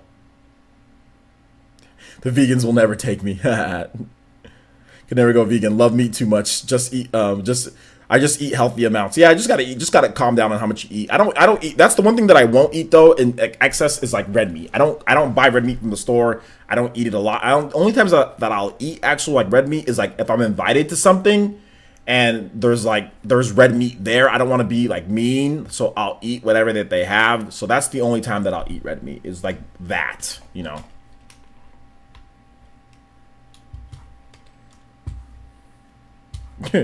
McDonald's. My daughter loves McDonald's. But anyway, guys, that basically wraps it up for this one. Chicken and fish. That's mainly, you know, that's mainly what a lot of people, you know, just kind of stick to that. A little bit healthier. So that's basically wraps it up for this one, guys. It's already 5 o'clock where I'm at. Getting towards 5 o'clock. I gotta get editing some videos for you guys. A lot of good news to go over, so look forward to that. In terms of content on the channel, guys, I had 3 videos. The likes are a little bit low on the videos, guys, or the views are a little bit low on the videos. So if we could hit up my channel, I'm going to put a link to it. So yeah, a little bit low on some of the stuff. I had a video more on Dragon Quest, had another one more on the Good Life, and more on the Nintendo Switch firmware update. So I'm going to link my video, my channel page in the chat. And if you guys could check out some of the videos if you haven't seen them, that would be great. Really do appreciate that. So go ahead and hit up those videos. I did all 3 already up on the channel. So that's probably what I'm going to do, guys. I'm probably just going to release them 6 a.m., 11 a.m., and like 12:30 or like 1. Just get all the videos out, and then you guys can just watch the videos whenever you guys got time throughout the day. But if you can check out all of them, that would be great. So yeah, that's probably what I'm going to do, guys. News Essence. Okay, a couple more things, guys, before you guys go. A couple more things. News Essence is on indefinite hiatus. I don't know where's my my camcorder that I use to kind of do the camera shot for News Essence to where I'm behind the bookshelf, and it's more of that with my lapel mic and all that. Like, my camcorder's broken. There's a buzzing sound in my mic. So News Essence is on straight hiatus till I can afford a better and high quality camera. It's probably going to take me till the end of the year, guys, to save up for the camera that John from Spawn Wave told me about. It's like a $500 to $600 camera. So it's probably going to take me a little bit of time to save up for that. So News Essence, in terms of the way that I was doing it, is on hiatus. So you're just going to get PE news, but don't worry, guys. You're going to get all of the same big topics and discussion points in terms of how I formulated News Essence. You're going to get that with PE news. So it's just going to be PE news probably till the end of the year, unless I can get that sooner. So we'll have to wait and see on that one. Look forward to more giveaways and more stuff. We're definitely going to get more giveaways going because the $50 giveaway is going really well. We've been getting a lot more subs than we usually get. A lot more, we get a little bit more views than we get to on certain stuff. So we're definitely going to do more giveaways. We're probably going to have around at least 30, somewhere between $30 to $50 giveaways every single month. So look forward to that as well. Look forward to kind of giving back a little bit more. And another note, guys, I had the HD60S. I have to return the HD60S. I have to return that, guys, just because, one, of the camera that I do want to buy, but also, two, the HD60S, it's USB 3.0 dependent. So I already have this Stream Deck that is USB 3.0 dependent. And what I mean by that is that really you need to plug it in directly into the USB 3.0 slot. It can't be plugged into a 3.0 USB hub. And if you do plug it into a 3.0 USB hub full of other USB adapters and USB applications or USB devices, it messes up. So for me, it's either my Stream Deck messes up or my HD60S messes up. So that's a problem because I only have two main USB 3.0 ports on my computer. So that's a problem. So I have to return my HD60S. And really, I didn't really see what the HD60S in terms of overall stream improvements. There's still a good delay, so I am returning that, and I'm going to be buying the higher grade HD the capture card. I'm going to be buying the $200 one, and that is the Elgato Capture Card Pro. That one jacks straight into your motherboard, and that gives you the least amount of latency that you're going to see. So maybe it's a couple seconds delay, 1 or 2 seconds from when you guys see it, what you guys see from my feed. So I will be getting that capture card in the next month or two, and I'll be jacking that one straight to my motherboard, and you guys will get that. So I don't like the delay. You guys are worth more. Like, I shouldn't be saying, okay, well, the HD60S is $150 or $160. You know, I'm not going to cheap out on you guys and go with lower quality over $50 because the next one up that jacks into my motherboard is $200. So it's not worth it to me to have that big delay of 10 seconds. Even though it's better than the HD60, in my opinion, you guys deserve better than that. So I'm going to go with the higher one. I'm just going to have to wait maybe a month or two, kind of save up for that one a bit, and then we'll get that one. So in the meantime, you guys are going to get the HD60 back to that. So a little bit more of a delay than we saw beforehand, but you know, it is what it is, guys. It is what it is. So, of course, you guys are worried more than that. Can you add a USB card to your PC? You can, but a USB card to your PC, that is like a hub. That is like a port. You know, it needs to be plugged directly into it. So I rather just get the one. In my opinion, the upgrades weren't enough for me to justify. Like the delay was still 10 seconds, you know, which is not enough for me to justify not spending $50 more and getting one that jacks into my motherboard for like 2 or 3 seconds. So that's basically what it comes down to. Is like, okay, even if it wasn't 3.0 USB dependent, I still feel that the $50 more that you'll pay for that one is still worth it. It's just $50. So your boy, I don't know, I don't buy the bag of chips that I usually buy for the month, which I've stopped buying the bag of chips, but I cut back on other things so I can spend a little bit more on getting the better capture card for you guys because I don't like the delay. The delay is a little too long for my taste. So especially with PE Arena, how some of you guys are seeing the feed and then you guys are chatting, it's too long of a delay. And with Smash Brothers coming up, I think you guys want pinpoint or you guys want close enough to where it's almost instant, you know, so it's worth the $50 extra. That's basically what I'm trying to say here, guys. So anyway, thank you guys so much for watching. I do appreciate it. Hit that like button. Let's get a final smash on that like button. Oh man, you just got here, Cheeser. I'm about to stop. So let's hit the final smash. Spam those smash buttons. Spam those smash emotes if you got them. Let's final smash the like button, guys. Let's see if we can get up to about maybe 170, 180. Final smash that like button, and we will see you guys for the next video. Peace.